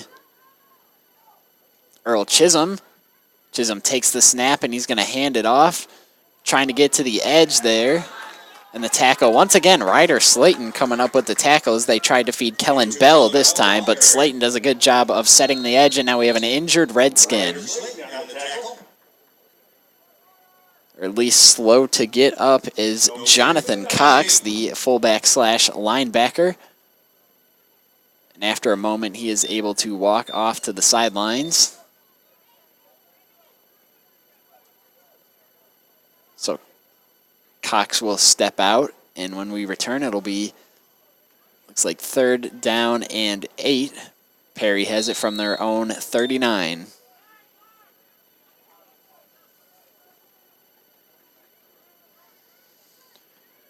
Earl Chisholm trying to get everything set up. Two backs once again in the backfield. Two receivers split out wide. Chisholm in the gun, takes the snap. He will drop back and fires that one, and it is intercepted. Jacob Hotailing comes up with number 2. So Jacob Hotailing, he had 3 interceptions all of last season. He's got 2 tonight. What a game for Hotailing. He's got 2 touchdowns, 1 on offense, 1 on defense, a pick 6, and now 2 interceptions for the senior, making his presence felt on both sides of the ball here tonight. So Canisteo-Greenwood, once again, is going to get to start out in Perry territory. They've had the luxury of starting out a couple drives in Yellow Jacket territory, and that has made things much easier. One of the reasons why you're seeing a 32-8 score in favor of the Redskins right now is the favorable field position they've had all night. Now under center is Rocky Santiago. It's going to be Andrew Morling and Dale Hotailing split out wide, so good to see Andrew Morling back in the game. They're going to pitch it to Chase Weeks. Weeks cuts up inside. Chase Weeks still on his feet.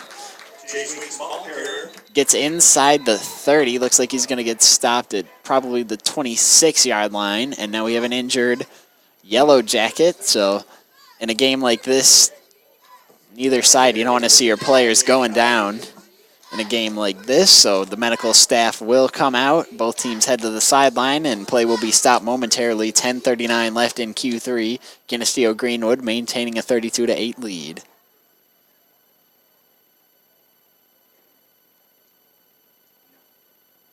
And it looks like the injured Yellow Jacket is able to walk off under his own power. Jamie Cowie, the injured Yellow Jacket, the offensive and defensive lineman. He's a rather big player, 6'4" as a junior. But good to see him up and off the field being worked on by the medical staff on the sideline, kind of hunched over there, now sitting down. But anyways, here comes Canisteo-Greenwood after the nice run on the right side by Chase Weeks. Here comes Rocky Santiago. And a whistle. The Redskins will call a timeout there. Need just a little more time to talk things over. The clock stopped with 10:21 in Q3.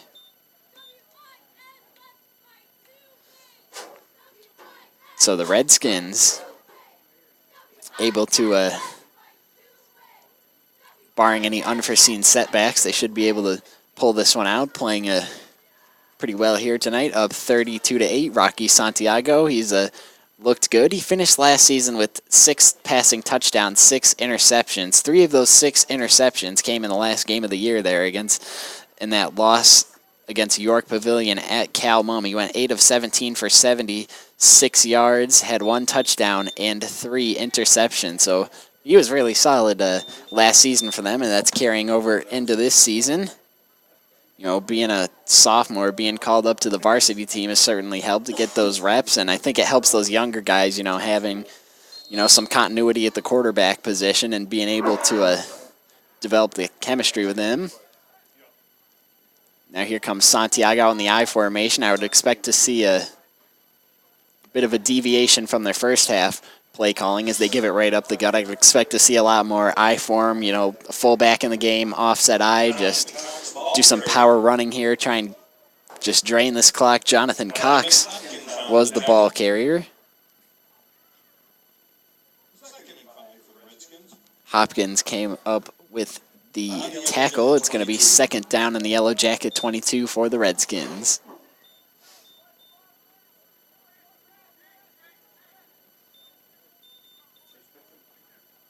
Here's Santiago going to take it in the pistol. In the backfield's Hotailing. They're going to pitch it to him running left. He's going to cut inside, and fighting ahead is Hotailing, and that one, depending on the spot, that looks like it could be a first. Petrie made the stop. He's had a pretty good game defensively for Perry, running around, making all kinds of tackles there. They're going to say 3rd and 1 for CG. Hotailing unable there to get the first, but the clock keeps running. 3rd down and 1. Here's Rocky Santiago in the I form. And right up the middle, they hand it off. That's Hotailing there playing fullback. He's going to get to the edge, and Hotailing brought down. Looks like at the 1 he gets pushed out. Normally that's where that position is reserved for Jonathan Cox there, but they do a little fullback dive with Hotailing in there, and he's able to make something of it. 1st and goal for the Redskins.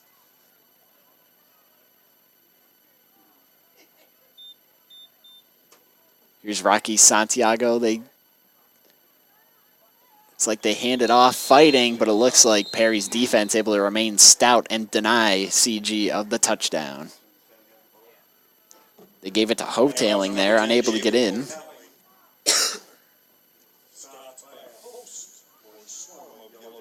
He met a brick wall there at the goal line, unable to get in, so it'll be 2nd and goal upcoming.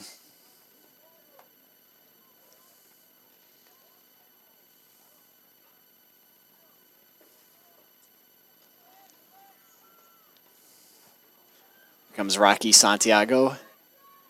Under center in the I form once again. Right up the middle to Hotailing. They're going to try it again and denied once again. Stopped just short, so Perry's defense trying not to get an even deeper of a hole than they already are. 3rd down and goal upcoming for the Redskins. We've seen them try the play-action bootleg there earlier on a 2-point conversion. That could be in the cards. We've seen them try and throw the fade route to Moreling. That could be something.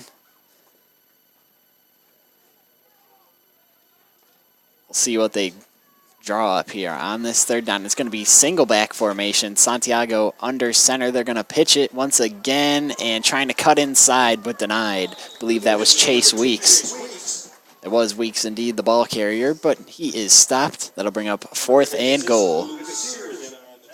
Lucas Sears coming up with the stop. 4th and goal, Redskins. Looks like they're going to keep the offense out on the field.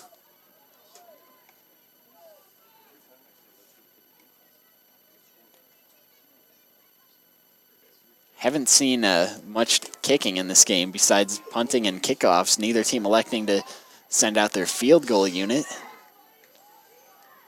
Here's Santiago in the pistol on this 4th and goal. They're going to pitch it to Weeks running left. Here is Weeks, and he is met at the goal line, but not before scoring another Canisteo-Greenwood touchdown. That is number 2 on the night for Chase Weeks, but a flag is down, so we'll have to wait and see what the refs have on this one.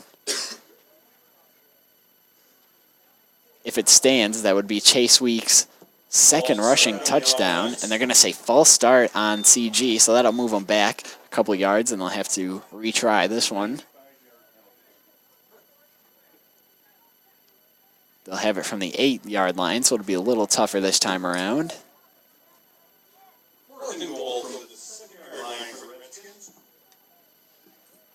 4th down and goal upcoming. Canisteo-Greenwood, not sure why they're electing to go for it here in this case. I mean, this seems like it would be an opportune time to send out the field goal unit, being up by 24 points, but it could be just a matter of, having all these young guys out here trying to get them as many reps as possible, and, with the murky at best field conditions, and at that point it might just be better to send your offense out there.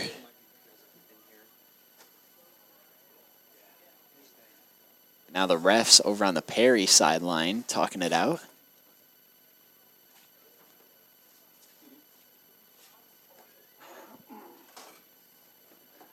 Little stoppage here. There is a 6:26 remaining in the third quarter. This one been a stark contrast to what it was like around this time in the first quarter, where it seems like the game clock wouldn't move at all. It was stopped all the time, but this one has gone by relatively quick, obviously with the score being what it is.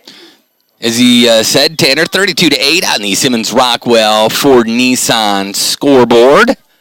Don't forget, Hornell football tomorrow right here on AM 1480 WLEA. A big game for the Red Raiders to get going. Bishop Kearney. That'll be an interesting game, of course, with the federated schedule. A lot of different changes. Hornell will not play Bath. The Route 17 rivalry will end this year. 4th down and goal from the 8-yard line. Chase Weeks, it looked like he was stopped in the backfield, but he is able to maintain his footing, cut it back left, and he is in for the touchdown. So the Rams had to do it, or excuse me, the Redskins had to do it over again, but they get the result they wanted. Chase Weeks gets his second rushing touchdown of the game, no penalty or not. He has done it, and that will make it 38-8 with the 2-point conversion pending. What a game for Chase Weeks. Yeah, and he was one of those players that Coach talked about that he was expecting a lot out of. The junior, he's playing on both sides. He's a free safety. He's a running back, and he has had a phenomenal first varsity football game. And now we finally get to see some special teams. Snap spot kick is up, and the kick looks like no good. Updike was the kicker, but a flag is down.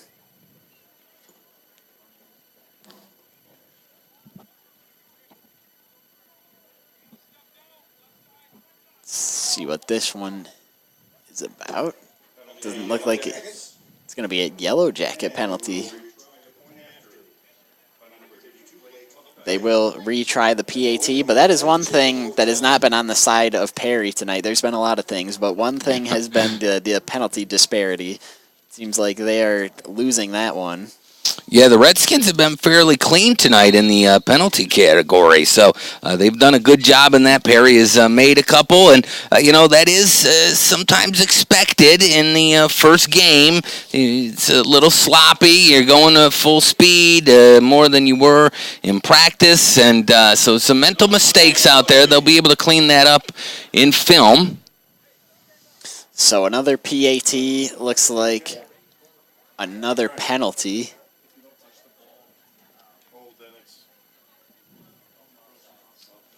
And offsides on Perry. So another yellow jacket penalty, and it looks like we will have take 3 of this extra point.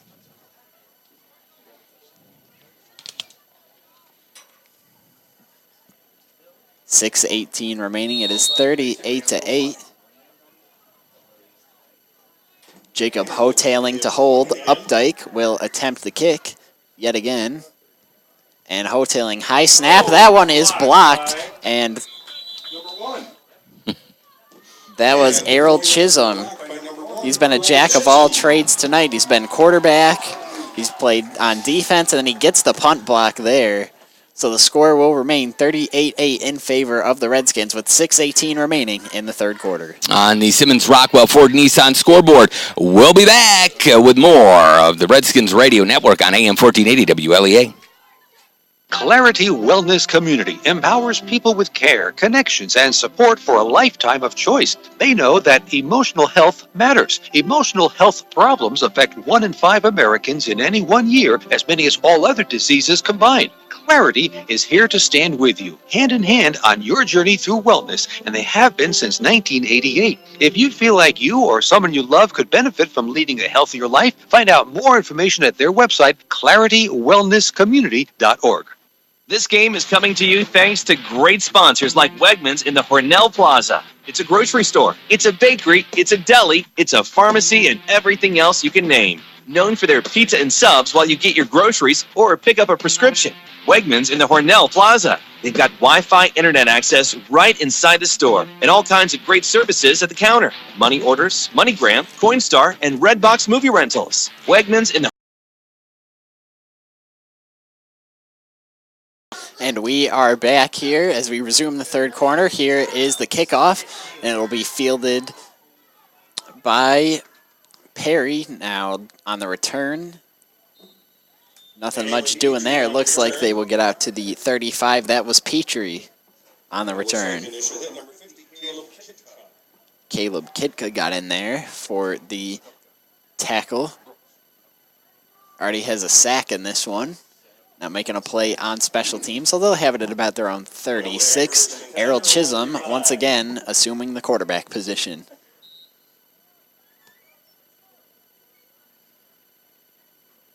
Here's Chisholm in the gun on first.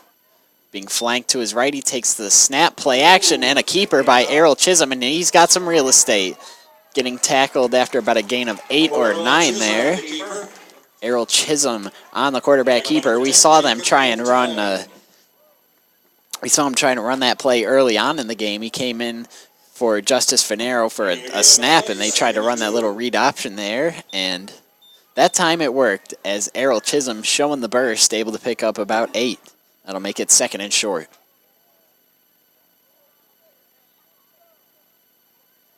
Now Chisholm in the shotgun, this time a back to his left.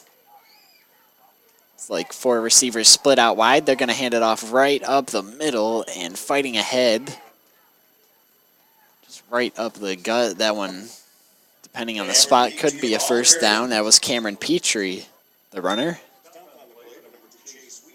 Chase Weeks made the play on defense, and the chain gang is moving. That is a first down for Perry, their 3rd, according to my stat keeping. The clock winds under 5 minutes remaining here in the third quarter. Here's Errol Chisholm in the gun. Takes the snap. He's going to hand it off once again up the middle. Nice running here is Petrie into Canisteo-Greenwood territory, and now he is not getting up after the play, just crouched down there. Hotailing was able to make the play. And now we have a timeout as Petrie being tended to. He has been able to rip off some nice runs here on this drive. He's had some moderate success running the ball, which is good to see if you're Perry. Just get something going your way in this game. But now even that is in question now as Petrie down.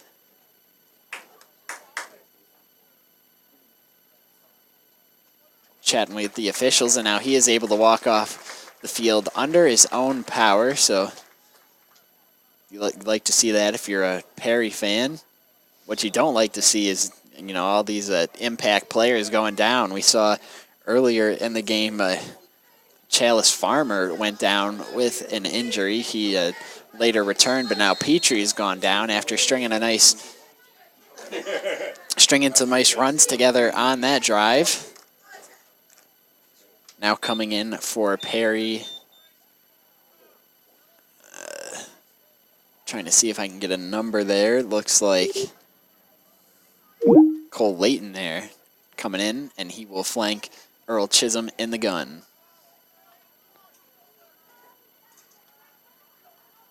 In CG territory, and the snap is fumbled there by Earl Chisholm.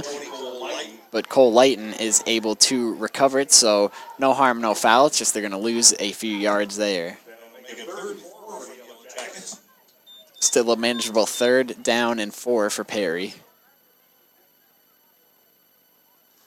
And the turnovers have been a big story in this game, with the defensive touchdowns and all that, but we've seen a lot of unforced errors here from both teams, especially in regards to snapping. We've seen low snaps that the respective quarterbacks have had to scoop off the turf. The one to Santiago that was over his head that was recovered for a touchdown by Perry was high. So both centers here, I guess the week one jitters, just been unable to calm those. We've seen some erratic snaps. Now we've got some early movement on this third down.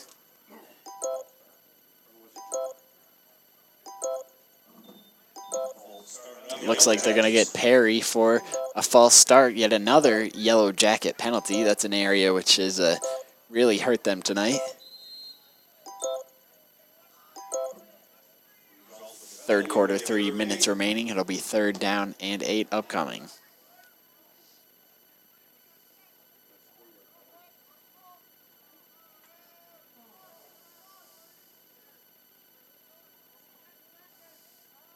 Third down and 8. Chisholm still in the shotgun, being flanked to his left, and they're just going to play it safe, hand that one off, and Cole Lighton got back to the line of scrimmage on that run up the gut if he's lucky, but that'll bring up 4th down.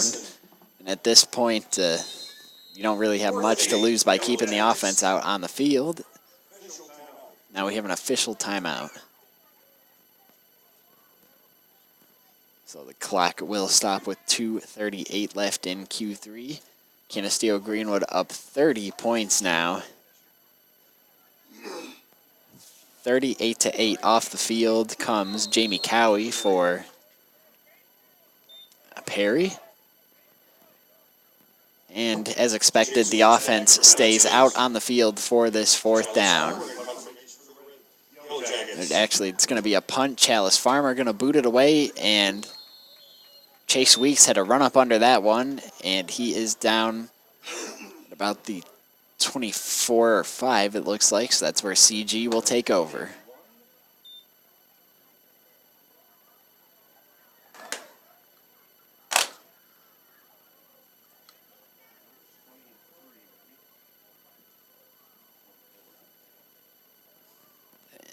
Still working on the spot of the ball here are the referees. Meanwhile, here comes the Canisteo-Greenwood offense, which at this point it's just about milking the clock.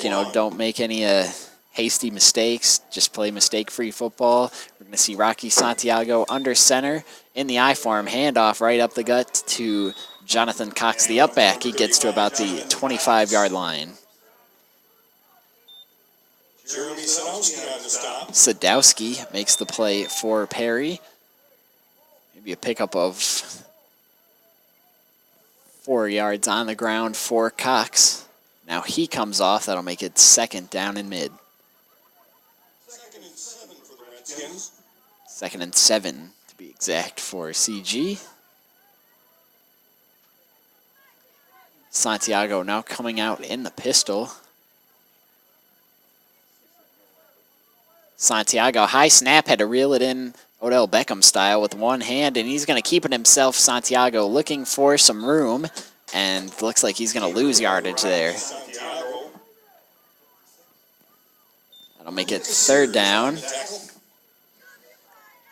Number 56, the junior, Lucas Sears, makes the play for the Perry Yellow Jackets. That'll bring up 3rd and 6. So Santiago picked up a yard on the ground. He is an able runner, Rocky Santiago. Last year had 18 carries, 13 yards, 4 touchdowns. He had a long of 20.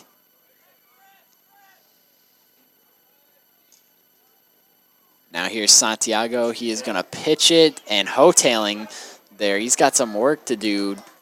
Nothing doing on that pitch. Out to the right side. Looks like he's going to lose a couple yards. Sadowski makes the play. That'll bring up 4th down and about 8. And now we have another yellow jacket down. So not only have things not been in favor for the Yellow Jackets, but now they're getting bitten by the injury bug. Just not a great night for them. Now the injured player able to get up and walk off under his own power. That looks like it is either Giovanni Easterbrook or Bradley Parsons, 75 or 76.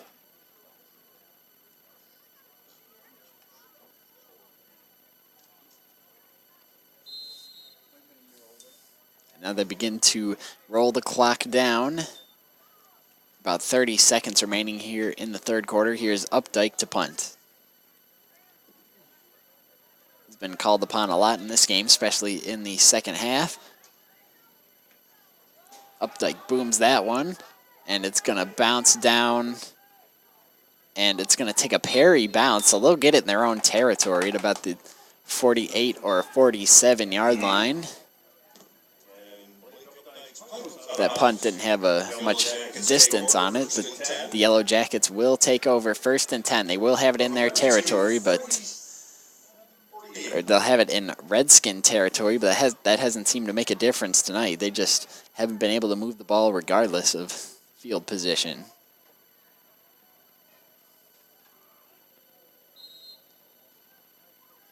This will in all likelihood end the third quarter. 14.8 seconds remaining. Earl Chisholm in the gun, as we've seen plenty tonight. And on the hard count there, looks like a flag is down, so it'll be 1st and 15 for the Yellow Jackets. Earl Chisholm trying to get some extra yardage there with the hard count. Unsuccessful. Drew movement from his own man.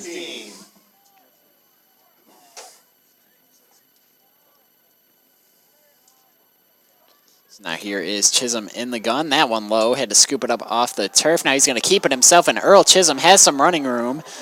Gets it back into Redskin territory and is able to pick up the first down, so they get the penalty yardage back and then some, and now Earl Chisholm is down. Looks like he took a pretty good shot to the thigh there on that tackle, so the quarterback in relief of Justice Finero has gone down. Still on the field. They're going to do some work on that leg. Let's take a timeout with them as they take an injury timeout here. We have got on the Simmons Rockwell Ford Nissan scoreboard. They're going to let this thing run, and they're going to let that roll down to the end of the third quarter as they want to try to get this thing rolling and moving. It's 38-8, and we'll start the fourth quarter next on the Simmons Rockwell Ford Nissan scoreboard. This is the Redskins Radio Network on AM 1480 WLEA.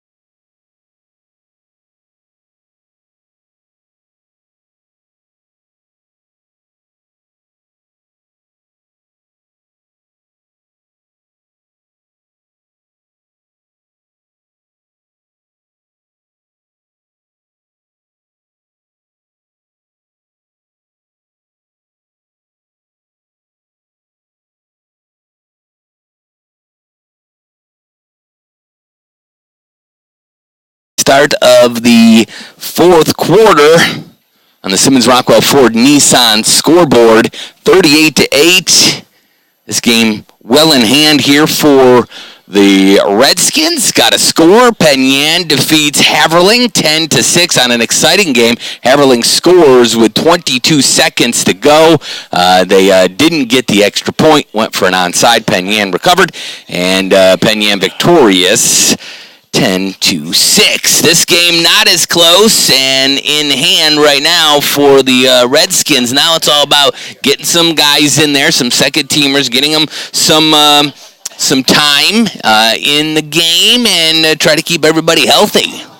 Oh, and a fumble on the play to open up quarter number 4. It was another bad snap, and Earl Chisholm couldn't recover, but it was picked up by Cameron Petrie, and then he tried to make something happen with that play, but Kitka knocked the ball loose, and it is recovered by Canisteo-Greenwood. They will have it at their own 44-yard line, so another turnover forced by the CG defense. So, boy, that defense, they lost Ilgis and Quick and several other key players from that defense. But boy, they've played well here today. The offense has done well, but I think the defense has had an outstanding night here for Coach Keeley. Absolutely, and they lost a lot of seniors, particularly on the defensive end, as they run the ball on first down. Jonathan Cox gets another carry. It was Sadowski on the play, but you mentioned Quick. I mentioned his stats earlier. Blake Ilgis had 68 total tackles, 41 solo, 27 assisted, 18 tackles for loss, 4 sacks, which amounted to 20 yards lost, 1 pick, a forced fumble, 3 fumble recoveries. He was actually tied for the team lead in sacks. They lost the player that led them in interceptions, John Davis, who also had 41 total tackles, had 6 interceptions, 2 return touchdowns. The next closest player had 3, as they're going to run the ball here. Canisteo-Greenwood. Alex Mason now, a backup running back, getting some touches here in relief of Chase Weeks. I would assume his night is done.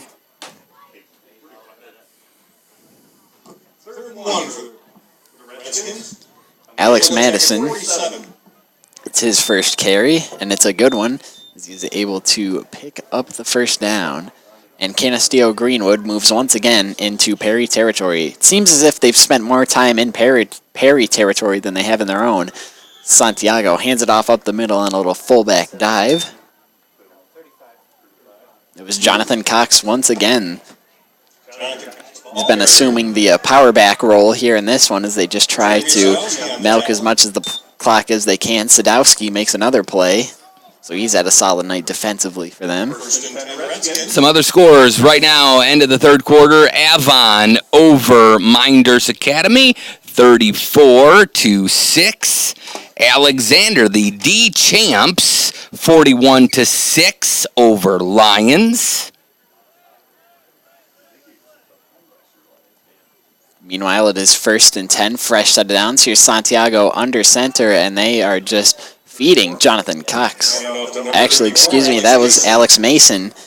They ran the Jonathan Cox play, but it was for Alex Mason just on the fullback dive up the gut, just chipping away at this Perry defense and also milking that clock away. It's about 9:45 here in the fourth.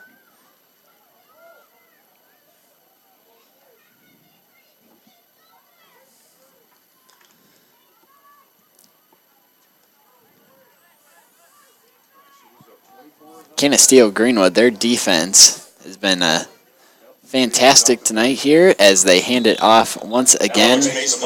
Alex Mason on the play. One thing that I didn't get to watch this team last year, but one thing that impressed me about them is I feel like with an 0-2 team, especially with young players, that would be a time where guys might get discouraged and kind of lose focus, but, after a rough start defensively last year in the 0-2 start, they were able to focus and clean things up, and they were able to sustain that high level of play, and it has carried over to this season. Even in their final game last year, the loss to York Pavilion, they only allowed 12 points, so it's nice to see them keep that defensive intensity, especially losing as many seniors as they did. Now a handoff right up the gut, right down Main Street. That one goes to Mason. Or excuse me, that was Brendan Bebout on the carry. So they are getting a myriad of different players involved, which in a game like this, now's the best time to do it. And he will pick up the first down. Livonia in the lead over Mid Lakes. If you're a Hornell Red Raider fan, that's important, of course. Class B. Hornell kicks off their season tomorrow on the road against Bishop Kearney. Got to travel a long ways now, Hornell, to try to find B games, other B schools with this federated schedule now. They'll have to play teams like Batavia, Bishop Kearney, Waterloo, Pale Mac, teams like that. No more Route 17 rivalry for the moment, or playing Dansville or Wellsville. Those are all C schools, so they will be playing B schools, and they'll get underway tomorrow, 2 o'clock, right here on AM 1480 WLEA. And also, it's AU football tomorrow on Fun 92.1 at 1 o'clock as they take on Teal, and AU is in the honorable mentions for the preseason top 25 in D3. the last play, a 1st and 10 handoff to the tailback. Alex Mason's going to lose one. Now they hand it off there on 2nd down to Brendan Bebout. He tried to bounce that one outside, but was quickly corralled in the backfield. That'll make it 3rd and long, 3rd and 12. 3rd and 13. About 7 minutes remaining, and Canisteo-Greenwood, I guess you would consider them a run-first team. Last year, they had 158 more rushing attempts than passing attempts. It was 267 to 109, and their rushing game outgained their aerial attack by 944 yards. It was 1637 to 693. Here's Santiago under center, and he's going to hand it off to Mason. Keeps his feet moving. Look at that. Alex Mason, what a run. Spinning ahead, getting nearly the 1st down. It looked like he was dead to rights in the backfield there, but he was able to spin out of it and keep your feet moving, or keeps his feet moving. And we'll see what the spot looks like, what they give him. He's going to be about 2 yards short, but that was still a nice run by Mason. You know, that's one thing they teach you as a running back. That's a desirable trait. Keep your feet moving, because you never know what will happen. You don't want your feet to stop moving. Just keep them moving, and Alex Mason did a great job of it right there. Now 4th and about 3. Rocky Santiago under center. Going to hand it off up the gut. Mason. And I think they're going to mark him short. It was Cole Layton making the play, the senior with the stop. And they're going to move the chains. That's going to be Redskin. 1st down to the 23.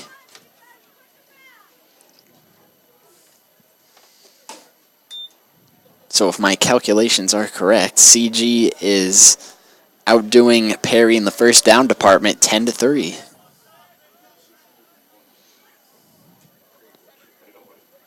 Now here's Hotailing going to take the snap under center. And he will hand it off right up the gut. Looks like to Brendan Bebout, the up back.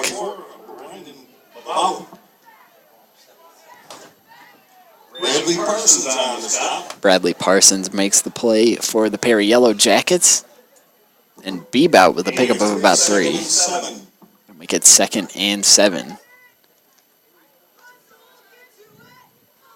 So now Hotailing has come in at quarterback in relief of Rocky Santiago. His night is done. Hotailing, I did mention earlier in the broadcast, played quarterback last year in a loss 28-0 at Alexander, 7-14, 46 yards, but it's not like he's going to be asked to throw at this stage in the game.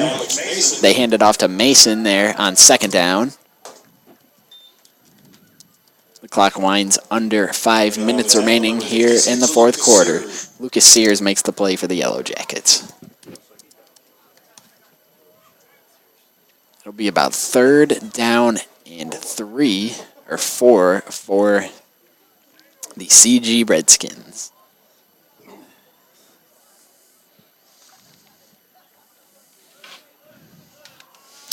Here's Hotailing. Under center, he's got Bebout and Mason in the backfield. In the I form, 2 receivers split out wide. Hotailing gonna hand it off to Mason, lowers his shoulder, and looks like he's gonna be stopped short. 76 makes the play. Bradley Parsons, the 9th grader here, so an underclassman here making the varsity roster for the Yellow Jackets. It'll be 4th and 1 for the Redskins. We'll try one more time after this play to go down to Hunter Lee on the sideline, see if we've gotten our communications all worked out just in time to head home. Yeah, better late than never, I suppose.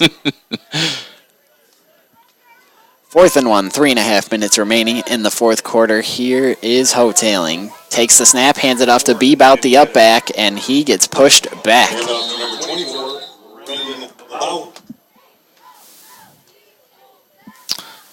So with that, it's 3:26 on the Simmons Rockwell Ford Nissan scoreboard, with the Redskins leading handedly 38-8. Let's see if we can go down to Hunter and see if we can connect with him. Hunter, are you down there? Hey guys, I'm here. Can you hear me? Yes, we got you. How's the what's the feeling like down on the sideline? It's got to be pretty good. Yeah, the feeling here is pretty exciting. It's pretty let loose actually right now. Santiago came out, as you guys know, and Jake went in to take the quarterback. What was the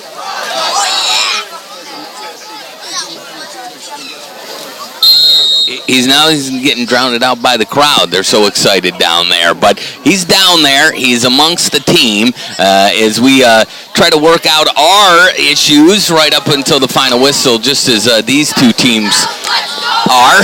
Hopefully we'll have that all ironed out by the end of by the end of the season, maybe by the start of game number 2. So it's week 1 for everybody involved. 66, Brent Flanagan in on the stand. That's right. And one thing that Perry definitely is going to have to work on is the quarterback-center exchange is another errant snap.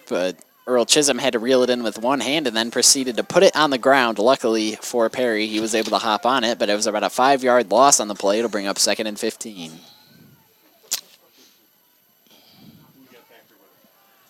Here's Earl Chisholm in the shotgun, being flanked in the backfield by Cole Lighton, and flag down. Another Perry penalty. That's something they've seen far too many of tonight, is the yellow flags. It's a false start, going to move them back 5 yards.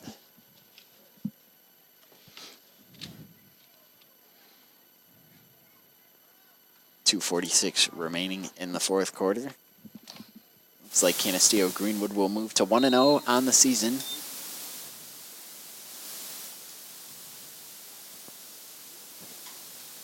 Here's Earl Chisholm in the shotgun. He has got trips left, one receiver outright. They're just going to hand it off up the middle, and it's a good run. It's going to be a first down. I don't think actually a first down. It was Kellen Bell, but they get some of the penalty yardage back and then some. So that'll make it 2nd down. No, actually, they move the sticks. That's going to be a Perry first down. Caleb Odell Orion coming up with the tackle. The junior wide receiver / defensive back.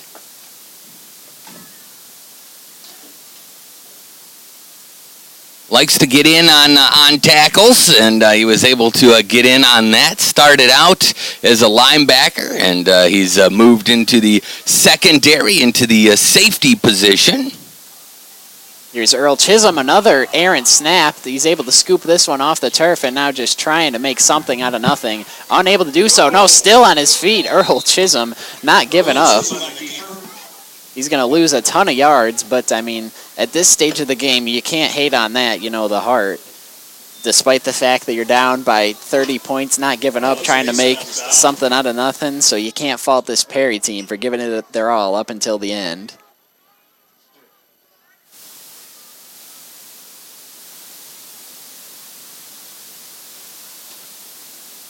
Be about 2nd and 13 for Perry. They are at about the 25-yard line. Earl Chisholm will take the shotgun snap. 2 receivers split out on both sides of the field, being flanked to the left by his running back. And he's going to hand it off to him. Makes a nice cut in the hole there. And getting to the outside is Kellen Bell. Jacob Hotailing makes the tackle. So the Perry run game has shown signs of life towards the end of this game. Obviously, it's too little too late, but at this point, if you can give yourself anything to build upon heading into the next game when you're down this much, that's what you're looking to do. And Perry seems like they have gotten some positive signs in the running game. Under a minute left here in this one. Canisteo-Greenwood will move to 1-0 on the season. Here's Earl Chisholm in the shotgun. He takes the snap. He is going to hand this one off up the middle once again. Wrapped up by Riley Payne is Kellen Bell, the ball carrier. And now if you're CG, you just want this clock to run. 18 seconds left. You'd love to get out of here and say, we only gave up, 8 points on the night. 2 of those coming on a safety. They allowed 13.1 points all of last season, so, picking up right where they left off. As I said, these young guys really made a statement here tonight saying, No 18 seniors, no problem. And that is going to do it. The clock hits triple zeros, and the Canisteo-Greenwood Redskins have defeated the Perry Yellow Jackets in dominating fashion, 38-8, a wire-to-wire victory for CG. Let's take a break. We'll come back with the postgame show next on the Redskins Radio Network on AM 1480 WLEA. The Italian Villa in Hornell, where you'll enjoy the best homemade Italian. Hey, Hunter, go ahead and try that again. I muted my mic up here. Go ahead and turn your Blizz on.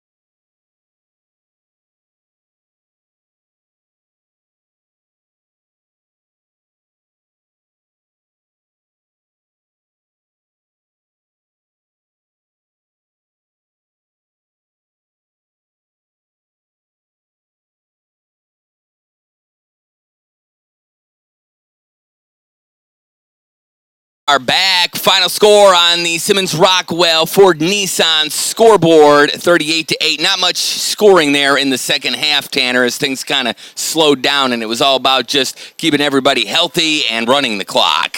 Yeah, that's to be expected at that point. A rather uneventful second half as both teams were running clock and exchanging punts, but Canisteo did all of their damage in the first half, really, and they asserted their dominance pretty much, and the first half was all she wrote. Then they in the second half was all about clock management, playing mistake-free football, which they did for the most part. So a really good job by Canisteo-Greenwood here tonight, and they get off to a hot start. And one more time, let's check in with Hunter Lee. Hunter, the mood's got to be pretty good down there on the Redskins sideline.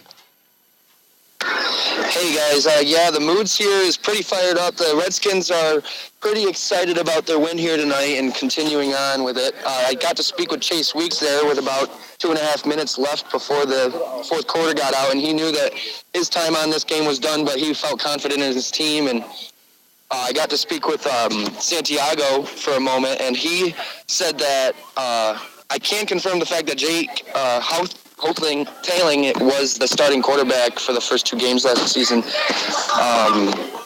Number 35 for the Redskins, Jonathan Cox had a late shin injury, but all in all, the guys are pumped and happy about their win tonight here, Joe. Hey, listen, Hunter, I appreciate it. Great stick-to-itiveness with that.